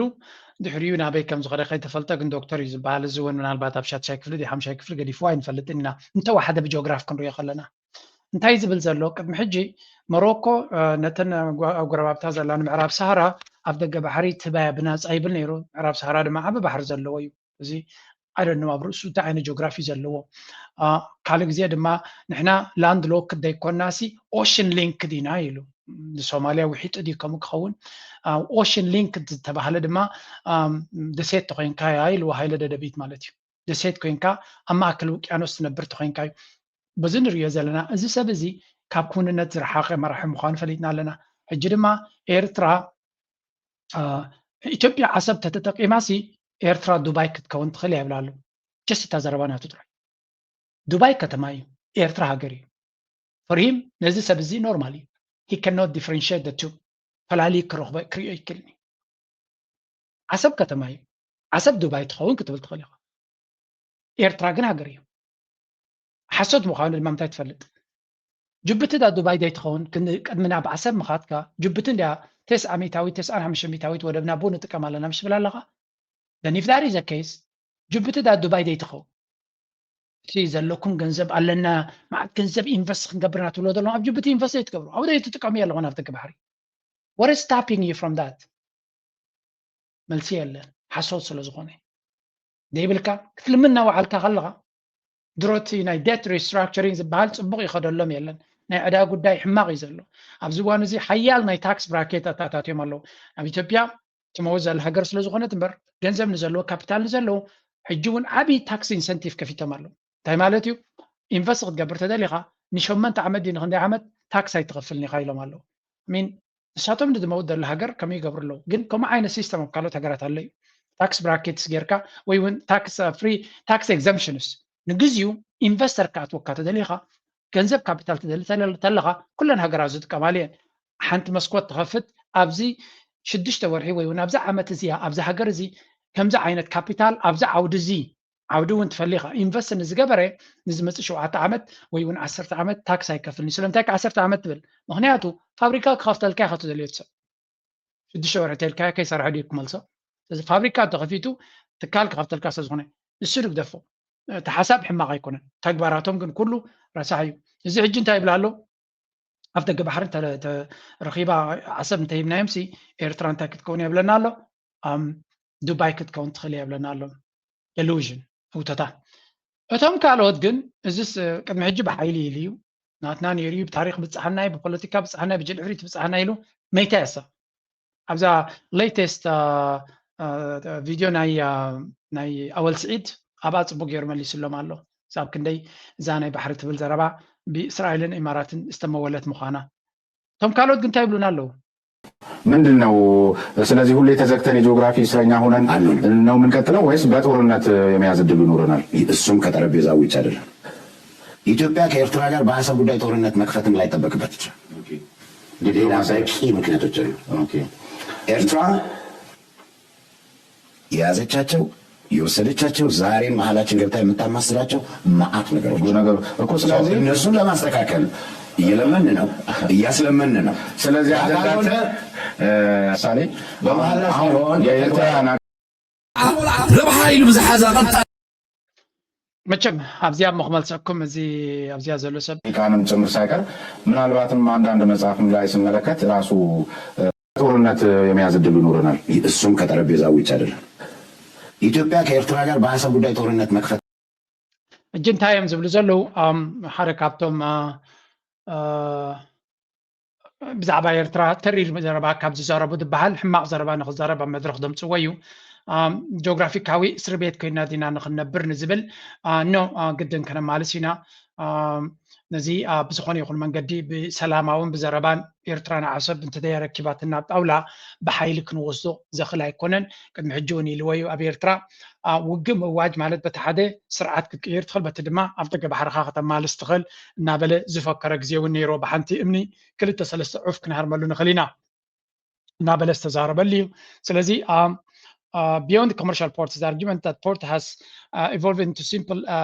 loading and unloading to a matter of geostrategic times. The speaker claims Eritrea continues to interfere. Ni Eritrea harimna bug Eritrea vdiqna عصب ترى كنا إيرترا وكنت أرنفع لنا زبل من الزلوي نعون مقبار ما إيرترا قبلو لونتنا إثيوبيا سلة تناقف زلا ويون إذا تسل زلا زا أكل جبت لنا أفضل بحر كنا مسئلنا إلا ذي كناس مريتنا ير حزاس لزلا إثيوبيا وشت أقول داينا إذا إتياس لزلا نحنا نعود تكيمنا بإيرترا وقق نوجنا خلينا بقيرنا دما ني إيرترا علينا ناتنا نقبرنا خلينا عدة حمد كعدة فانو همان كسر زي كالكا شنا اب افنجاخا شي نابل زعل زلو نابي ኤርትራ ከይትካ ከስዕር ክንደይ ግዜ ኢልካ ኢልኩም ኮይ ናይ ብልጽግና ካድረ ዳስ ቦሪንግ ኢልኩም ኣፍካ ንጎም ምሸትን ስለዚ ዓንደርካ ትገብሮ ነገር ማለት ኣይኮነን እዛ ዘረባ እዚኣ ግን በዛ ጽብቕቲ ናይ ኣወል ስዒድ ካብዘን ሕጂ ዝገበረን ቪድዮ መልሲ ክንበላሓን ربح إلو بزحازة قطعا مقدد بيلو أما عمو كنات مأكلاي مبراق آتيزم تقول داي كمزي إسرائيل كفلق نيل نافلق إفرات السبل الأجن داخل التمايات الله زغل عدما ندفغل تمايات الزبل سور تلغو كفلق نيل نابكيح بحري يمن سلز أجن دانا يمن مخان بريه لكم كابها اللوه كقد فوز القود داي زي مخانون محاورات سليا شعبيا كم دي إيدو زفلطو داي سلزي استراتيجي نغير كأننا نلوط زبل زلو دمسي حقنت يبلون عبايتا بقبرن منفسن سرعات بلتقنا زقبورو زلو زي قوانوس تتصابوتات سنودات سرعات بلتقنا بلعلي إرترات تفلالي تتصابوتات كام جمر لعلي خلط عمتات أوطير له بسم تتكامنتن واننتن بحري بسم بزحزمن كتبا وعنيتن تاريخاون دبلوماسياون آقداسنت إثيوبيا تتحايزو استفلالي سبا سلطانات مهورات غازيتنياتاتن كالوتن ناساتف كاقبر تسنحة زيناوي دبلوماسياون وتهدراون وفرتات سنود ازي ناوغراو حقن شارتر حبرة افريكا بغنوخا نلو على ونتن مريتا وحدنتن ايرترا تحس تتصابع بوليسي باقو مقتخ قبرلون اوغراو محبرسب كلنهم ترايز اللو مغنياتو درو ابزو باقرنا افريكا حدقنيا ستاون بوليسي ከምዛት ትሪእዋ ዘለኹም እዛ ዘረባ እዚኣ ሓንቲ ነገር ዛና ያበል ስዒድ ቪድዮ ፅቡቅ ጌራ ዘነፀረትለይ እንተላ ኣነ ኢለ ነይረ ማለት ክመካሒለ ይኮንኩን ቀፃል ነቲ ቪድዮ ነቲ ኩነታት ትከታተሎ ስለ ዘለና ኣብይ ኣሕመድ ራሽናል ሰብ ኖርማል ሰብ ተዝኸውን ነይሩ ስልጣኑ ዘገድሶ ሰብ እዩ ኩርሲ ዘገድሶ ሰብ እዩ ኣብዚ ሕጂ ዘለዎ ብዛዕባ ኣብ ደገ ባሕሪ የምተዛረበን ስለምንታይ ከምኡ ይብለኩም ኣለኹ ኤርትራ ከቢድ ሓደጋ ክትወርደሉ ከም ትኽእል ይፈልጥ እዩ ሰራዊታ ሰዲዳ ኣይኮነትን ምክንያቱ ኣብ ንከፍርስዎ ተዳልዮም ዘለዎ ሰራዊት ኣለዎ ኤርትራ ብዝደለየቶ መንገዲ ክትሕግዞም ትኽእል እያ ነዚኦም ሃገራት ነዚኦም ሓይልታት ፋኖ ኣሎ ህወሓት ኣሎ ሸነ ኣሎ ዩኔም ደም ሱዳን ብዓብዩ ውግ ናብ ብልፅግና ገፃ ዓብ ናይ ኩናት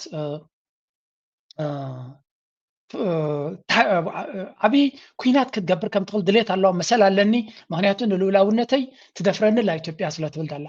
እዚ ማለት እንታይ ማለት እዩ ብልፅግና ኣብይ ኣሕመድ ከም ሰብ ኮይንካ ከም ሓደ በልዕ ገለ ዘይኮን ከም ኖርማል ሰብ ምስ ኤርትራ ባእሲ ኣብ ማይ የዋፅኦ ዘዋፅኦ ዘይኮነ እዚ ጉዳይ ግን እዛ ጉዳይ እዚኣ ዝተኸፈለላ ኣጀንዳ እያ ንድሕሪት ክብልካ ኣይክእልኒ እዩ እቶም ዝሕልዎ ዘሎ ባክ ከብልዎ ክእሉ እዮም ስለዚ ናይ ግድን ክቕፅላ ዘለዎ ይፈትዩ ፀኒዩ ሕቶ ናይ ኣፍ ደገ ባሕሪ ናይ ኤርትራ ናይ ኢማራት እዩ ብተደጋጋሚ ነጊርና ኢና እዚ ንፍሉይ ርቀት ዘድልየና ወይ ፍሉይ ብልሒ ዘድልየና ኣጀንዳ ኣይኮነን እዚ ጉዳይ እዚ ካብ ኒዮ ዝተዋህቦ ኣጀንዳ እዩ and there is no way ካብዛ ኣርእስቲ እዚኣ ክሃድመሉ ዝኽእል ናይ ግድን ኣብ ዛርስ እዚያ ብኩሉ መንገዲ ኣብ ዛርስ እዚያ ክቅፅል ግዴታ ኣለዎ ስለዚ ዛርስ እዚያ ንነዊሕ ተዛሪብና ነርና ኣበል ስዕድ ድማ ምስ ዘሎ ሶርስስ ናይ ውሽጢ ዓዲ ርግፀኛ ኮይኑ ነጊርና ኣሎ ኮንክሪት ነዚ ናትናሲ ፕሩፍ ገይርና ኣሎ ቫሊዴት ገይርና ኣሎ ወይ ኣረጋጊፅልና ኣሎ ኣብቲ ገባሕሪ ገዲፍናዮ ናብ ዲፕሎማሲ ክብሉ ከለዉ እንታይ እዮም ዝገብሩ ዘለዉ ከሽክዕ እዮም ዝፍትኑ ዘለዉ መተንፈሲ ግዜ ይደሊ ኣሎ ካብዛ ሕጂ ወሪድዋ ዘሎ ድስቁልቁል ክትንሲ ይደሊ ዘሎ ክወፅእ ይደሊ ዘሎ ግን እንታይ ከብሎ ኣሎ ከይትገድፋ ንሓንተ ገዲፍካ ፋኖ ይኮነን ከጥፋእካ ንሕና ኢና ከነጥፋእካ ይብልዎ ኣሎ መን እዮም ሳቶም ወይነው ምናልባት ኣብይ ኣሕመድ ደንጊፅናሉ እኳ ይንፈልጥና ግን ሎሚ ሓንቲ ክትድንገፀላ ትኽእል ጉዳይ ዝቐረበቶ ትመስል ኣላ ንሳ ድማ እስከዚያ ስምዑዋ is collapsing. And don't take my word for this. This is literally what the UAE is showing the world. Right now, the UAE is agreeing to a currency swap with the United States, giving some of their money in exchange for US dollars. Now, why would they do this? The fear is that as the UAE is collapsing ይብለኩም ፀኒሑ ኢማራት ሕማቅ ደረጃ ናይ ቁጠባ በፂሓ ከም ዘላ ይነግረና ኣሎ እዚ ብወቅዒ ኣብ ፅርግያ ወፂኡ ዘሎ ሓበሬታ እዩ ዶናልድ ትራምፕ ብቐጥታ ብዛዕባ ዛርእስቲ ተሓቲቱ ዝበሎ ስምዑ question. We have allies now in the Middle East. Maybe some are, we can maybe count on more than allies in other parts of the world. But they're much better allies than NATO, that I can tell you. The UAE asking the U.S. for some type of financial lifeline. I don't know if it's a solvency problem. It's more of a liquidity problem. And I know we did, Secretary Bessent did something with Argentina that worked out. Is there some type of swap possible? To currency swap with the UAE to help if they need it? And do you think there would be backlash because it's such a perceived to be such a wealthy country? Is that under consideration? It is, but it's been a good country. It's been a good ally of ours. And, እንታይ ኢሉ ሓተሎ ብቴሌፎን ዝተሓተተ እዩ ኢማራት ብናይ ብዙሓት ዓይኒ ሃብታም ሃገር ምዃና ትፍለጥ ዝነበረት ሽግር ወሪድዋ ስለ ዘሎ ሓግዘኒ ኣጥዕነኒ ትብለካ ኣላ እሱ ድማ ካረንሲ ስዋፕ ማለት እንታይ ማለት እዩ ኤርትራ ብናቕፋ ንብረት ትገዝእ ማለት እዩ ስለዚ ናቕፋ ናይ ኤርትራ ካብ ኣሜሪካ ንብረት ይገዛልካ ኣፅዋር ክትገዝእ ትደልላ ናይ 5 ቢልዮን ኣክንዲ ብዶላር ስለዘይብላ ወይ ምሕፅረት ናይ ዶላር ኣጋጢምዋ ስለ ዘሎ ብምንታይ ክትከፍል ተሓስባላ ብዲርሃም ናይ ባጤራ እዚ ኻ እንታይ እዩ ዶላር ብዙሓት ሰባት ይደልይዎ ስለ ዘሎ ብዙሓት ሃብታማት ካብቲ ዓዲ ገንዘቦም እናወሰዱ ይኸዱ ስለ ዘሎ እቲ መንግስቲ ክንዱ ዝኣክል ዶላር የብልን ናይ ዓዶም ባጤራ ግን ፕሪንት ክገብርዎ ይኽእሉ እዩ ስለዚ እንታይ ማለት እዩ እታ ዓዲ እዛ ዘረባ እዚኣ ሕጂ ኣብዘን ዝሓለፈ 14 ሰዓት ኣሜሪካ ዶናልድ ትራምፕ እንታይ ዝብል ነይሩ ኢራንን ኣሜሪካን ክሰማምዑ ይኽእሉ የብሉ ነይሮም ኢማራት ከንታይ ክብሉ ጀሚሮም ነይሮም ስምምዕ ኣይንደልን ኢና ኩናት ክቕፅል ኣለዎ ብሽጣራ እዩ ነይሩ ሰላም ክመፅእ ስለ ዝኾነ ንሕናሲ እናፈከርና እንተፀኒሕናሲ ሓይሊ ከም ዝነበረና ክንገልፅ ንኽእል ኢና እዮም ዝብሉ ነይሮም ሕጂ ግን ዮር ስክሩድ ሕጂ ግን ከፊዎ ምክንያቱ ዶናልድ ትራምፕ ፀቂጡ ፀቃቂጡ ንኢራን ኣብ ጣውላ ደምፃይ ዝመስሎም ነይሩ ኢራናውያን ግን ማእከላይ ፅፍሮም ኣውፅኦምሉ ኣለዎ ነቲ ዶናልድ ትራምፕ ማለት እዩ ሕጂ እንታይ ክገብሩ ይኽእሉ ሕጂ ኩናት ክቕፅል ንኢማራት ድማ ቀዳማይ ታርጌት ናቶም እየ ዘላ ስለዚ ገንዘብ ክትሕግዞም ዲኻ ይትሕግዞምን ዝብል መልሲ ትክክለኛ መልሲ እውን ኣይህብን እዩ These are unusual times. They were more than anybody else. I mean, it was shocking because we thought that they'd shoot missiles at Israel, but not every other country in the area. And, UAE got hit with 1,400 missiles. Now, fortunately, they had the Patriots that had great defense, and they were able to shoot down most of them. But they did get hit hard. They were hit the hardest of the group, actually. And they're really led by incredible people. And, I mean, I'm surprised because they are really rich. They invested. በሓፈሻ ከም ትሪእዎ ዘለኹም the bully of the Middle East was Iran. Iran was a bully around, and they threatened them all the time, and they threatened about the Hormuz Strait. They threatened sometimes some people call it the Strait of Hormuz, which is actually a more beautiful wording. ከም ትሪእዎ ዘለኹም እወዝ ዝበለ ይመስል ግን ንጹር ካይኮነን ሃብታማት ይመስሉና ነይሮም ኢራን ዳሃርሞም ኣይመሰለናን ኢራን ግን ብብዙሕ ሓሪሞሞም ንዓና ገሪምና ኣሎ ሃብታማት እዮም ነይሮም ጥዑያ ሰባት እዮም ኣብ ጎንና ኮይኖም ነይሮም ብላ ይብላሉ በይዝናቱ ድማ ንኢማራት ዝወሃብ ገንዘብ ነዞም ማፊያ ሃብታማት ሃገር ሓንቲ ደይሰኣኑ ንግዚኡ ንኸይሽገሩ ህዝቢ ኣሜሪካ ኣብ ፅርግያ እናሓደረ ከሎ ህዝቢ ኣሜሪካ ነዳዲ ከቢርዎ ልቡ ጠፊይዎ ከሎ ሄልስኬርን ኣሜሪካውያን ክትህብ ዘይደለኻ ህዝቢ ኣሜሪካ ሽግር ገጢምዎ ከሎ ንዑ 67 ዓመታዊት ህዝቢ ኣሜሪካ ንሕክምና ዝኸውን ገንዘብ ሲኢኑሉ ኣብ ዘሎ ግዜ ቢልዮንስ ገንዘብ ካብ ናይ ታክስ ፔየርስ ገንዘብ ወሲድካ ንኢማራት ክትህብ ከለኻ ስለምንታይ ከም ትብ ዘለኻ ፈሊጥና ካለና ይብልዎ ኣለዉ ሓንቲ ካብቲ ምክንያት ዝብልዎ ዘለዉ ድማ ብልሽው ስለ ዝኾንካ እዩ about naked, open, brazen corruption. The Trump administration is guided and shaped by it, emboldened by what they can get away with, while the American taxpayer watches their own hard-earned paycheck siphoned away by ever-growing gas prices, groceries, rent, and healthcare. All the while, Donald Trump flaunts his White House ballroom and D.C. arch with displays of nauseating corruption for his billionaire buddies in broad daylight. Take Jared Kushner, Donald Trump's son-in-law, a man with no meaningful political ሕጂ እንታዮም ዝብሉ ዘለዉ ኣብዚ ኣብ ፖለቲካ ናይ ኣሜሪካ ሓደ ካብቲ ኣብ ተደጋጋሚ ንሰምዖ ዘለና ኢና ሪፐብሊካን ያስሚን እያ ትበሃል እዚኣ ብልሽውና ኣብ ዘበነ ዶናልድ ትራምፕ ኖርማል ኮይኑ ዘሎ እዩ ክሓብዎ እውን ኣይፍትኑን እዮም ኢሎም እዚኦም ሰለስተ ነጋውስ ናይ ዓረብ ቢልዮንስ ገንዘብ ነቲ ጃረድ ኩሽነር ዝበሃል ንእንዳ ዶናልድ ትራምፕ ስድራ ቤቱ ንትካላቱ ንቢዝነሳት ናቱ ሆቴላት ንክሰርሕ መሬት ብምሃብቲ ብብዙሕ መንገዲ ሕልፍ ሓሊፎም ቀጠር ድማ ናይ 400 ሚልዮን ነፋሪት እውን ሂቦሞ ስለዚ ብብልሽውና ሲ ከምዚ ዓይነት ተራእዩ ይፈልጥን እዩ እዚ ኩሉ ግን ከም ቢዝነስ እዩ ዝቁፅር ኣሜሪካ ኢማጂን ናይ ኤርትራ ፕሬዚደንት ናይ ፕሬዚደንሻል ፕሌን የብልና ቀጠር ናይ ኤርትራ ንዝኾነ ይኹን ረብሓ ኢላ ነፋሪት እንደትህቦ እንታይ ይበሎ ውይ ምበለሰብ ብልሽው ዝኾነ መራሒ ብብልሽውና ዝተቆማጠ መራሒ ምተባህለ እንታይ ተባህለ እስከ ፀሓፉለይ Is it only me? أنا ترى ديكم تسمع عند الله. هذا ما راح هنا هاجر سعودية أنا بنت فريد من بريزنت سياسة تتوبنيرا هاجرت شيء تاع ببل شو الناس تقومات متباهلته أم ما يتباهلت. I wanna hear your view on this. ناتكم ريتو ناتكم حسابات. بناتير الديت زل على بل شو الناس ولا ما راح متباهله. أب أمريكا كون كلهم this is normal. معناته زين كلنا هاجرت عرب ما عاد كان زي بأمريكا نلوبي يخاف لين لوبي مالت بل شو النايف. نبوليتيكانيا بزخون يخ من قد كاس دعالكا مونتين سخاتو دليل نخ قبر الكايو نما راح حكيتكا እዚ ግበር ኣለይ ትብሎ እዚ ሕጋዊ ማለት እዩ መሬት ሃበኒ ኣብዚ ከም ዝቦታት ትብሎ ይበካን የንድሪልካ ንዓኻ ብጅባኻ ከምዚ ክበካ ብላካ መሬት ይበካሽ ዝብል ሽውና እንዲዩ ሎቢ ኮሚ ዝገብር መንግስቲ ኣፅዋር ከገዝ ደልየት መንግስቲ ኣይትገዝን ከም ዘለካ ነቶም ፖለቲከኛታት ብካልእ መንገዲ ጌርካ ገንዘብ ትቦም ኣብቲ ፖሊሲ ድማ ሕራይ ሃብዎ ይሸየጠሉ ይብልካ ስለዚ እቲ ፖሊሲ ኣብ ኣሜሪካ ብከምዚ ዝሰርሕ ሎቢ ዝበሃል ድማ ብዋሽንግተን ትዛዓበየ ቢዝነስ እዩ ሎቢይስትስ ቁፅሪ የብሎምን ስለዚ ነዚ ከም ኖርማል ይወስድዎ ኣብ ዓዶም ክኾን ከሎ ግን ኣብ ካልእ ክኾን ከሎ ግን ብብልሽውና ኢሎም ከጅፍ ማይክሮፎን ገይሮም እዝንኻ ክሳብ ዝፀመም ይዛረቡኻ ናም ኣብዚኣ ሓንቲ ሓደ ዓረባዊ ዝፀሓፋ ከሪአኩም እየ እንታይ ኢሉ ፅሒፍኖ ቱርካዊ ዝፀሓፈ እያ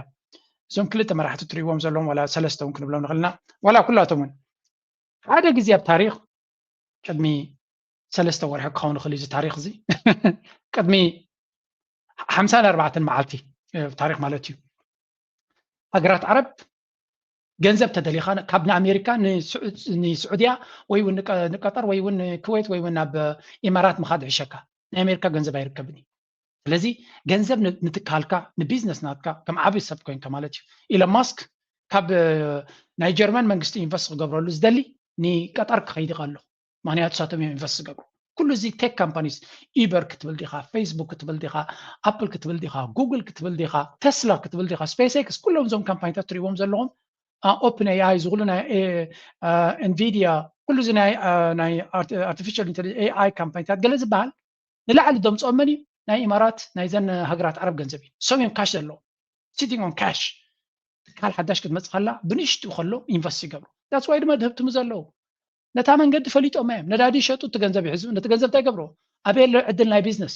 ኣለዎም ቬንቸር ካፒታሊስት ኣለዎም ከይዶም ዘልዮም እታ ትካል ተስፋ ምስ ሃለዋ ብርክናታ 2 ቅርሺ ከሎ ይገዝዎ ብርክናታ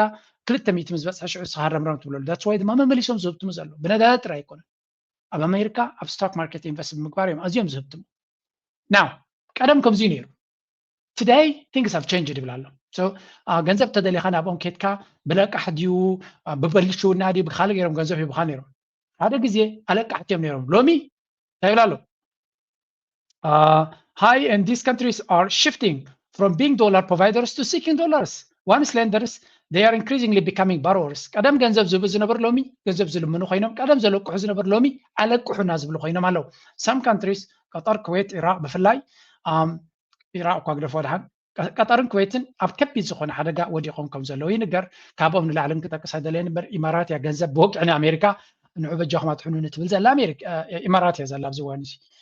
ኦፍ ኮርስ ቀጠር ከም ሕሱም እያ ተሃሪማ ዘላ ምክንያቱ ጠቕላላ እቲ ነዳዲ ናታ እቲ ጋዝ ናታ ተዓፂዋ ኣሎ 53 መዓልቲ ዝኾነ ኣታዊ ከይገበርካ ክትቅፅል እውን ከቢድ እዩ this is not just a financial issue ስለዚ it has a geopolitical consequences እንታይ ብላ ኣሎ the aggressive expansion of influence we have seen in East Africa in recent years, ports, energy, etc., including the UAE's financing of non-state actors in Sudan, Ethiopia, and Somalia, will be directly affected. ስለዚህ ብሰንኪ እዚ ናይ ገንዘብ ቅልውላው ኣጋጢሞም ዘሎ ብሰንኪ ኢራን ዝገበረቶ ስጉምቲ እዘን ሃገራት እዚኣተን ነፍሰን ንከትሕና ኣብ ልመና ኣትየን ኣለዋ ብኡ መንፅር ድማ ታብ ቀርኒ ኣፍሪካ ዝገብርዎ ዝነበሮ ኣንዳር ኣካይዳ ለውጢ ክረኣየሉ ከም ዝኾነ ክንተኣማመን ንኽእል ይብላ ኣሎ መጠንቲ ኩናት ዝነውሐ መጠኑ እቲ ኩነታት እናተቐየረ ክኸይድ እዩ سعودية already بزح commitment أصوار ني ليبيا قد جزء زحسبت ني البرهان قد جزء زحسبت قدي فاتر له سلامتاي أنت ني السودان نقول طبعا تقوم الليلة لا تدري إلا دما جنزب يبلنا سلازي كم تناي كلام يلن أجرات كيرينا نبعلنا بزح نجر كسارات وريدنا له بعلي مرات دقرده بزح commitment سناتهم كسعبية كجبروي كلنا يوم أبزخ كله قد دما تقندك تقول له زخل أبي أحمد يوم زبل زلوا نعم نمودة بزيادة جرنا نبتناتنا كسجر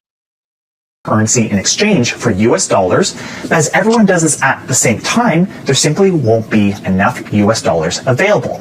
To make matters worse, there are also few US dollars coming into the country because the UAE has been unable to sell most of its oil and its ports are completely shut down due to the closing of the Strait of Hormuz. Few US dollars will not only drive up the local cost of the US dollar, but would also further destabilize the economy. That's because despite the US dollar having weakened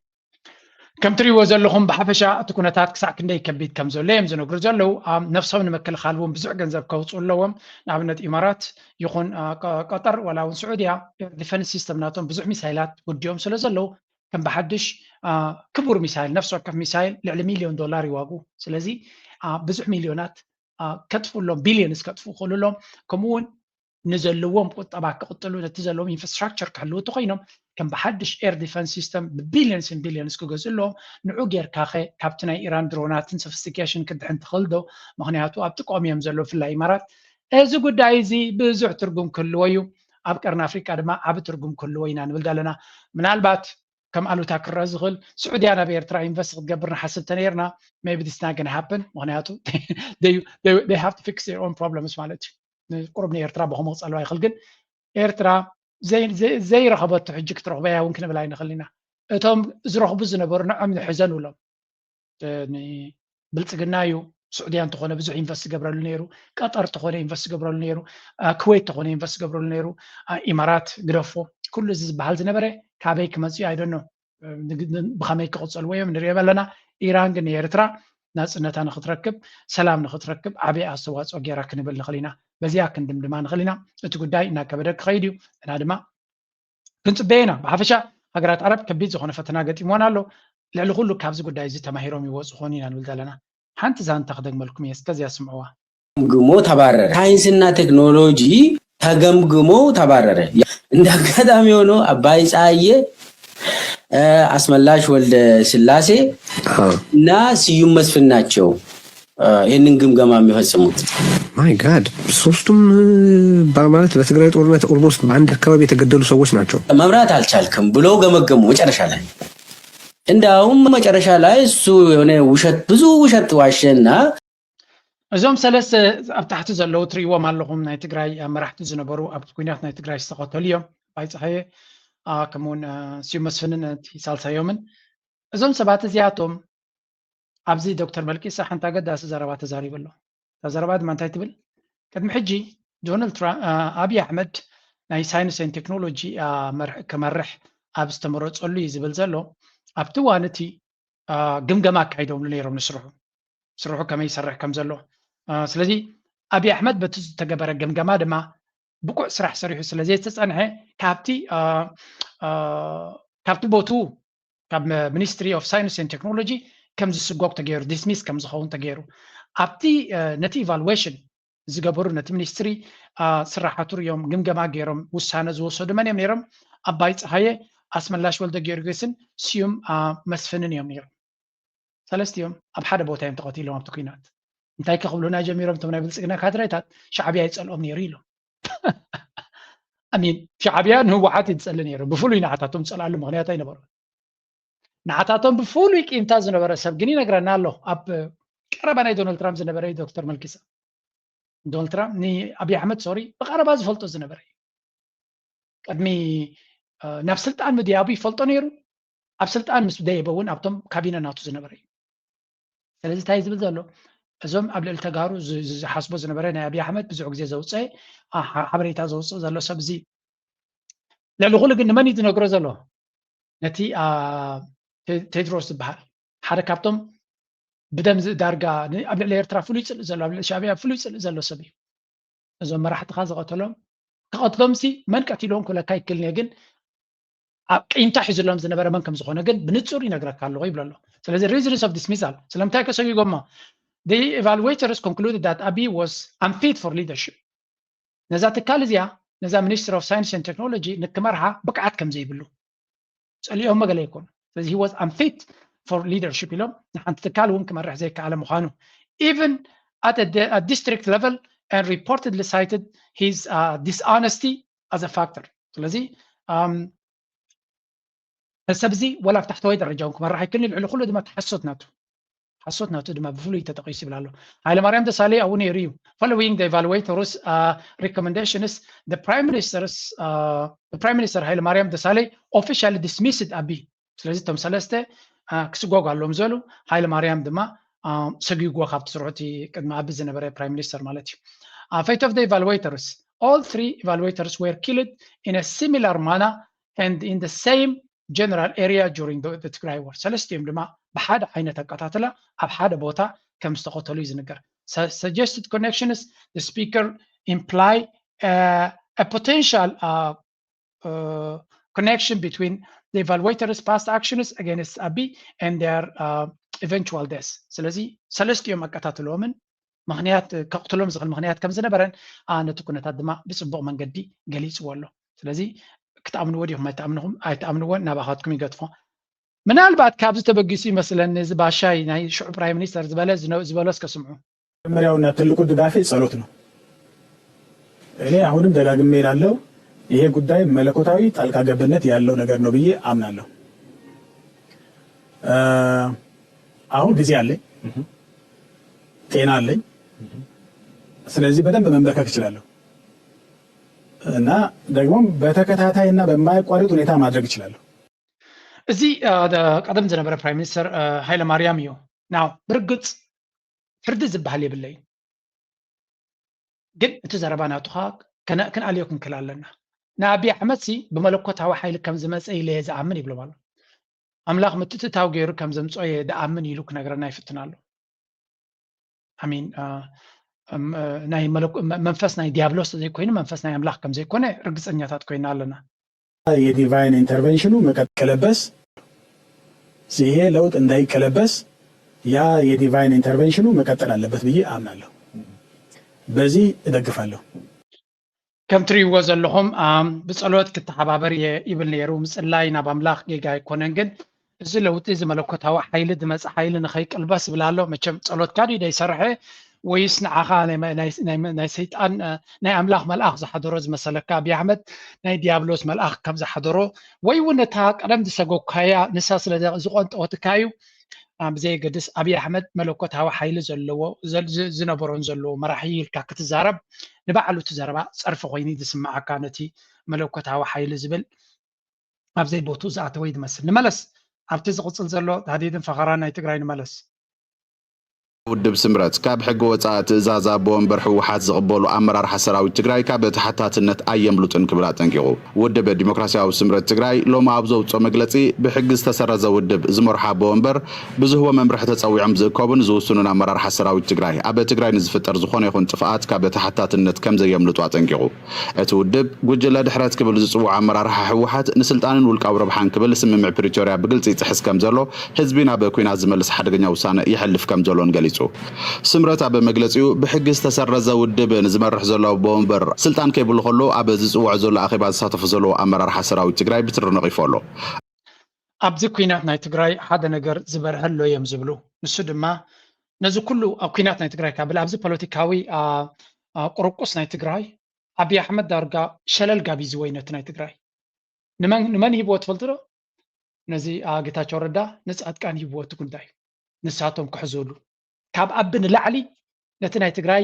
ሓሸውየ እዚኦም ከም ዝደልይዎ ዘለዎ ተረዲእዎ ኣሎ። ስለዚ ናይ ትግራይ ጉዳይ ኣብይ ኣሕመድ ዳርጋ ብላዕሊ ኮይኑ ኣውትሶርስ ገይርዎ ነዚ ጉዳይ እዚ እቲ ኣጀንዳ ይደልየ እዩ ግን ናብዚኣቶም ሸይጥዎ እዩ። እዚኣቶም ንሓድሕዶም ስለ ዝፃልኡ ድዩ ወላ እቶም በዓል ጌታቸው ረዳ ኣረነው እንታይ እቲ ኣብ መወዳእታ ኤንድ ዕላማ ናቶም ኣይፈልጥን እየ ግን ኣከቢድ ዝኾነ ውጥር ናይ ሓድሕድ ኣትዮም ከም ዘለዎ እዩ ዝንገር። እቲ ፕሬዚደንት ዘሎ ድማ ስልጣኑ ብኸመይ ክገድፍ ከም ዝኽእል እውን ተዛሪቡ ኣሎ ወይ እውን ነቲ ናይ ህወሓት ውሳነ ትድግፎ ዲኻ ንዝብል على حد حسابات حتى فيزينا كلنا تي أبكسم بمأكل كوميتي حوحات سؤال وسنة يخبر الخاني خاب نايت مالي مجلس خاب يخبر مالتها مالتجو يقبل أي مالتجو تقبل حتى فتسمو مالتجو تنا مأكل كوميتي وسنة توهلو مع خنا زينا ومدرنا يا أبكسم كم استخير استنجرة أبغى دايز ما بركز بنا يخبر مالتكو نايتون حسن تخبر الحسن أصلا توصل ناي مأكل كوميتي وسنة حوحات مأكل كوميتي وسنة ስለዚ ውሳነቲ ከም ውሳነ ከም ዘሎ ቢልካ ከም ሓደ ትካል ወሲነ ኣለኹ ኢለ ኣሎ ስለቲ ውሳነ ተኽብረሉ ማለት እዩ። እዚ እቲ ሓደ ሽግር ዘሎ ዝመስለና ዘይምባል ሪኮም ናይ ዘይምግባት ኣፍልጦ ዘይምሃብ ገርምል እናሃሎ ስለዚ ሓሳቡ ከም ዘሎ ሰሚዐ ኣለኹ ማለት እዩ። ስለዚ ዝሓዘ ሓሳብ ድማ ኦረድ ፈሊጥ ኣለኹ ተረዲእ ኣለኹ ምማል እዩ። ምንታይ ተዛረበ ምንታይ ወሰነ ዝብል ነገር ኣይኮነ ኦረዲ ክባል ሓሳቡ ንስ እዩ ነቲ ሓሳቡ ድማ የኽብረሉ ክባል ከለኹ ኣፈላላይካ ሒዝካ እንትናት ሓሳብ ከም ዘሎ ትፈልጥ ማለት እዩ ኣፍልጦ ትበሉ ማለት እዩ። ስለዚ ንስ ካብዚ ወፃኢ ግን ዝኸነ እውን ተመሊሱ እቲ ዘሎ ፖለቲካ ዝኣተሉ ምህዳር ወይ ፖለቲካዊ ክላይሜት ወይ ፖለቲካዊ ኩነታት ምቹ ዝኾነ ሓሳብ ሒዝካ ትነብረላ ትግራይ ከክንዲ ዝኾነ ሓንቲ ሓሳብ ዘለተካ ሓሳብ ፍልይ ዝበለ ድማ ፀላይ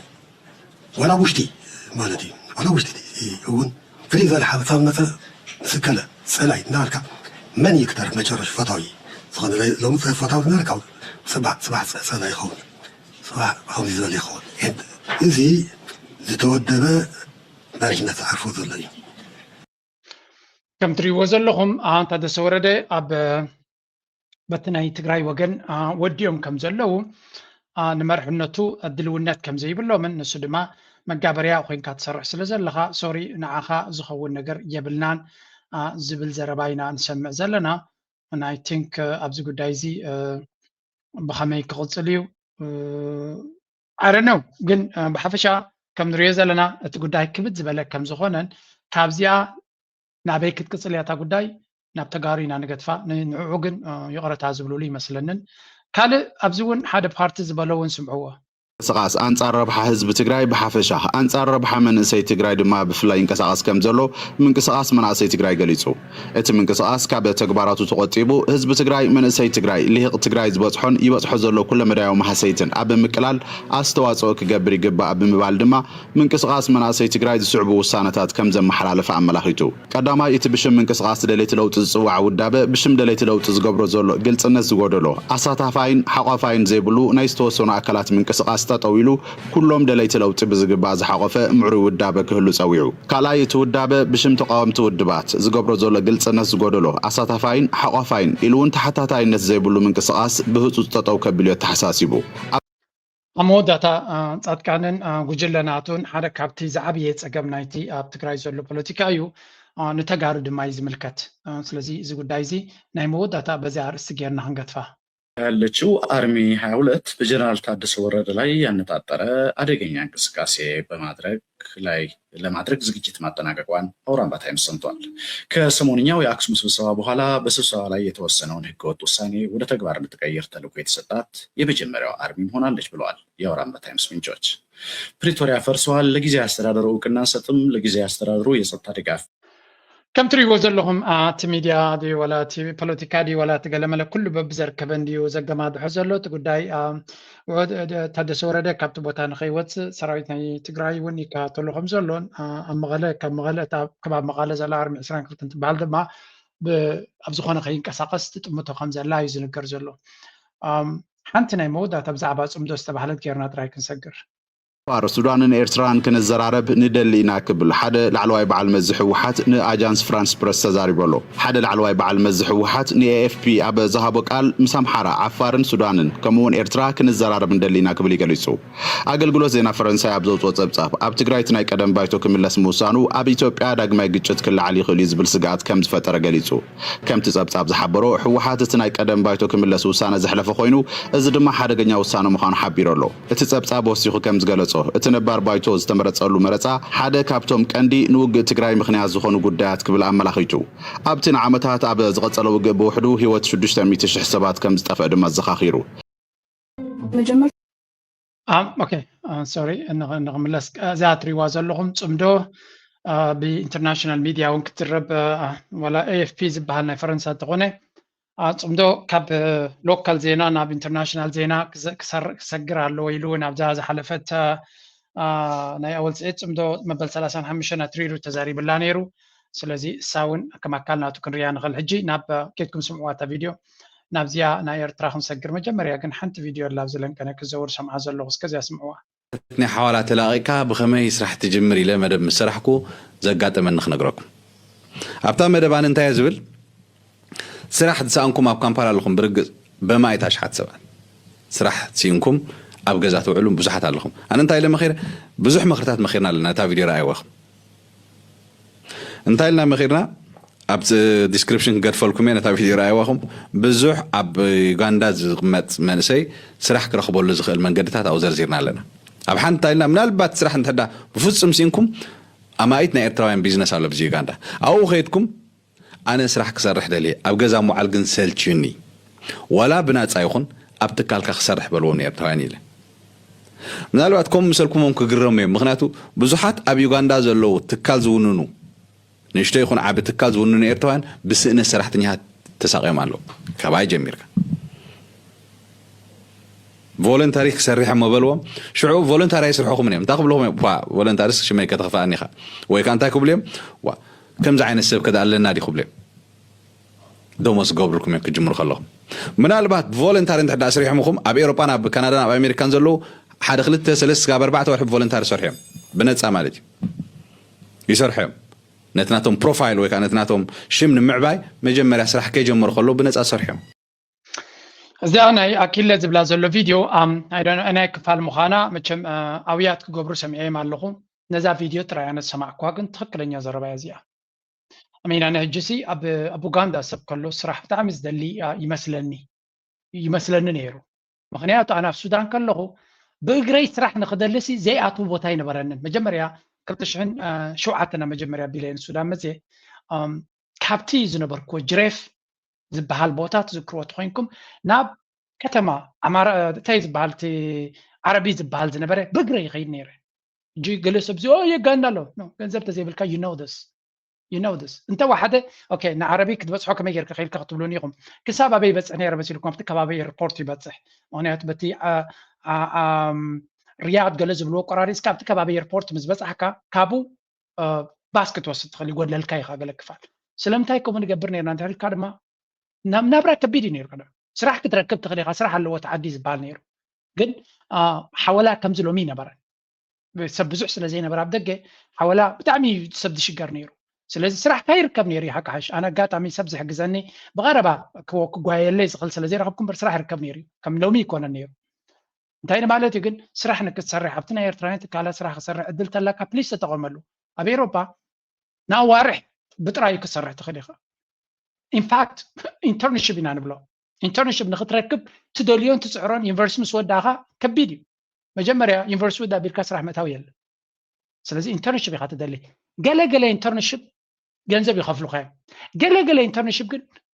ኣብዚ ስዊስ የለን ግን ኣብ ኣሜሪካ ገለገለ ኢንተርንሽፕ ንስኻ ገንዘብ ትኸፍሎም ንኸስርሑኻ ስለምንታይ ኣብታ ትካል ክትሰርሕ ከም ዘለኻ ናይ ስራሕ ተመክሮ ከም ዝገበርካን ስለ ዝገልጹልካ ክትከፍሎም ዘገድዱኻ ሰባት እውን ኣሉ ትካላት እውን ኣሉ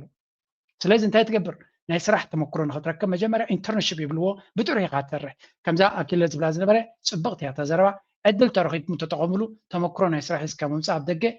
ክትመፅእ ትደሊ ተኮይንካ ፅቡቕ እዩ ኣብ ኣፍሪካ ኮፍ ክትብል ትደሊ ተኮይንካ ድማ ምስን ትካላት ናይ ኤርትራውያን ተሰራሕካ ክትረብሕ ትኽእል ኢኻ ክትዓቢ ትኽእል ኢኻ ብዙሕ ኤርትራዊ ካብ ኤውሮፓን ኣሜሪካን ኣፍሪካ ክመፅእ እዩ ብኸመይ ክሕግዛካ ይኽእል ኢልኩም እውን ሕተትዎ ነዛ ናይ ኣኪላ ንዘረባ እውን ክውስኸላ እንተደልየ ኣብ ኣፍሪካ ዘለኹም ሰባት ምስቶም ኣብ ደገ ዘለዉ ዕሩኽትኩም ቤተሰብኩም ረኺብኩም ናብዚ ኤውሮፓ ናብዚ ኣፍሪካ ትካል ክትገብር ትሓስብ ተኮይንካስ ኣነ እንታይ ክሕግዛካ ይኽእል እንተትብልዎ ናይ ብሓቂ ዕድል ክትረኽቡ ትኽእሉ ኢኹም ስራሕ ትደልዩ እንተኮይንኩም እየ ዝብለኩም if you want ስራሕ ትደልዩ ተኮይንካ ነቲ ደገ ዘሎ ሰብ ኣብዚ ትደልዩ እንታይ ነገር ኣለካ ብኸመይ ክትተሓባበረካ ክእል ብምባል ሽግሩ ብምፍታሕ ረብሓ ክትረክብ ትኽእል ኢኻ ካብ ክሕውለልካ ጥራይሲ ገለ ነገር ክትገብር ትኽእል ኢኻ ስለዚ ነዚ ነገራት እዚ ምስ ኩሉ ትካል ዘለዎ ካልኦት ንብዚ ዩቱብ ዝሰርሑ ሰባት ከማን ሕተትዎም ድሕሪ ቪድዮ ኤዲቲንግ ትኽእሉ ትኮይንኩም ብዙሓት ቻነላት ዘለዎም ኤዲተርስ ይደልዮም ኤዲተርስ ዘይኮነ ሓበሬታ ዝእክቡ ከም ጋዜጠኛ ዝሰርሕ ሓበሬታ ዝደሊ ከምኡ ይደልዮም ስለዚ ናብኡ እውን ድለ እዩ ኣብ ኩሉ ቦታታት ስራሕ ተደሊኻ ክትረክብ ትኽእል ኢኻ ኩሉ ግዜ ትካል ዘለዎ ዓብ ናይ ኡጋንዳ ጥራይ ትድላብ ኤርትራውያን እውን ተፀጊዕካ ስራሕ ክርከብ ይኽእል እዩ ተሓሳብ ናቱ ብዛዕባ ክንመያየጥ ኣይፀላእኳን ኣነ ካልእ ነገር ብዙሕ ክህልወኩም ይኽእል ኣኪለ ካሊእ ዝኸውን እዩ እንታይ እንታይ ኢሉ ኣይፈልጥን ግን ብዛዕባ ጫውጫው ክብል ይርኢ ኣለኹ ነዛ ዝብላ ዘለዋ ርእሲ ክሪኣ ከለኹ ግን ስራሕ ንኽትረክብ ኣብ ኤውሮፓ ከቢድ እዩ ኣብ ኣሜሪካ እውን ከቢድ እዩ ትረኽቦ ገንዘብ እውን ናይ ግድን ኣይኮነን ንኩሉ ነገር ፈዳዕታዕ ዘብለካ መጀመርያ ትሽገር ኢኻ ተሸጊርካ ኢኻ ንላዕሊ ትመፅእ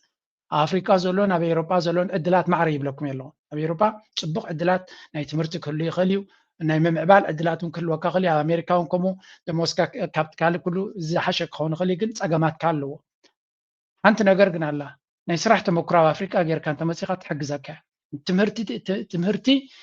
ሞያ ጌርካ እንተመፂኻ ይሕግዘካ እዩ ገለ ነገራት ጌርካ ተመፂኻ ናብዚ ይሕግዘካ እዩ ሳክት ተዓሚትካ ጥራይ ንኤውሮፓ ተመፂኻ ስትረስ ክትገብር ትኽእል ኢኻ ጭንቀት ክትገብር ትኽእል ኢኻ ምክንያቱ ሂወት ቀሊል ስለ ዘይኮነ ኣብዚ እውን ነዚያ ነታ ናቱ መመላእታ ክበኩም ሎሚ ግን ብዛዕባ ኤውሮፓ ዘይፈልጥ ንስደት ዝኸይድ ኣሎ ይብልኒ ያኒ ኤውሮፓ ክሳዕ ክንደይ ከቢድ ምዃኑ ኣዝና ብዙሓት ስለ ዘለና ኩሉ ሰብሲ ሓበሬታ ኣለዎ እዩ ነዚያ ከርእየኩም ሓሲበ ነይረ ግን ክህልወካ ኣለዎ ኣብቲ ትሰርሓሉ ሞያ ኩሉ ነገር ኩሉ ዚ ዓይነት ስራሕ ድኻም ኣሎ ድኻም ዘይብሉ ስራሕ የለን ከም ጓል ኣንስተይቲ ኣብ ቁጠባዊ ዓቕማን መሪሕነታን ክብርታታን ዓብዪ ነገር ክትፃወት ኣለዋ ምህርቲ ደስ ኩሉ ግዜስ ብርሃን እያ ኤርትራዊት ኣደ በቲ ዝሓለፈቶ ናይ ቃልሲ እዋን ዘለዎ ሓይልን ጅግንነትን ኣነስ ኣብ ኤርትራ ድማ እተን ደቂ ኣንስትዮ ክሳዕ ክንደይ ኣብ ስራሕ ይዋፈራ ከም ዘለዋ ኢና ንርኢ ኣነ እኳ እቲ ኣብ ኤርትራ ዘሎ መንእሰይ ምስ ግዜ እቲ ዝኸዶ ዘሎ ኣካይዳ ብፍላይ ናፃ ዕድል ተተዋሂቦ ንክሰርሕን ንክምዕብልን ነዞም ደገ ዘለናሲ ሓደጋ ክወጥቁና እዮም እየ ዝብል ኣብቲ ዓዲ ምክንያቱ ተመክሮ ናይ ስራሕ ፍልጠት ናይ ስራሕ ኣብ ናይ ብዙሕ ደሞዝ እዮም ዘይረኽብሉ ዳ እምበር ናይ ስራሕ ዓቕሚ ናቶም እዞም ኣገልግሎት ዘለዉ ክሰምዕ ከለኹ ሓደ 3-4 ዓይነት ማሽን ክዝውር ይኽእል ገለ ይብሉን እዮም እቶም ብፍላይ ኣብዚ ናይ ህንፃ ዝሰርሑ ዘለዉ ደሞዝ ክንዱ ዝኣክል የብሎምን ግን እቲ ሞያስ ኣለዎም ይሰምዐ ኣይሆቡ ገይሮም ሂወቶም ክመርሕሉ ዝኽእሉ ዓዶም ከመሓድሩሉ ዝኽእሉ ስድሮም ከመሓድሩሉ ዝኽእሉ ባይታ ክፍጠረሎም ናይ ወትሩ ትምኒተይን ፀሎተይን እዩ ናይ ሎም ኣርእስቲ ኣብዚ ጉዳይ ላይክ ምግባር ሸር ምግባር ርእይቶኹምን ሓሳብኩምን ግደፉ እዚ ኣብ ኤርቲቪ ላትኩም ጀስት ብዛዕባ ደቂ ኣንስትዮ ዝገብርዎ ዘለዋ ኣሜዚንግ ስራሕት እያ ዘላ ከይድኩም ኣውራይዋ ምዝያ ክገድፈኩም ሃገር ሕብሰገን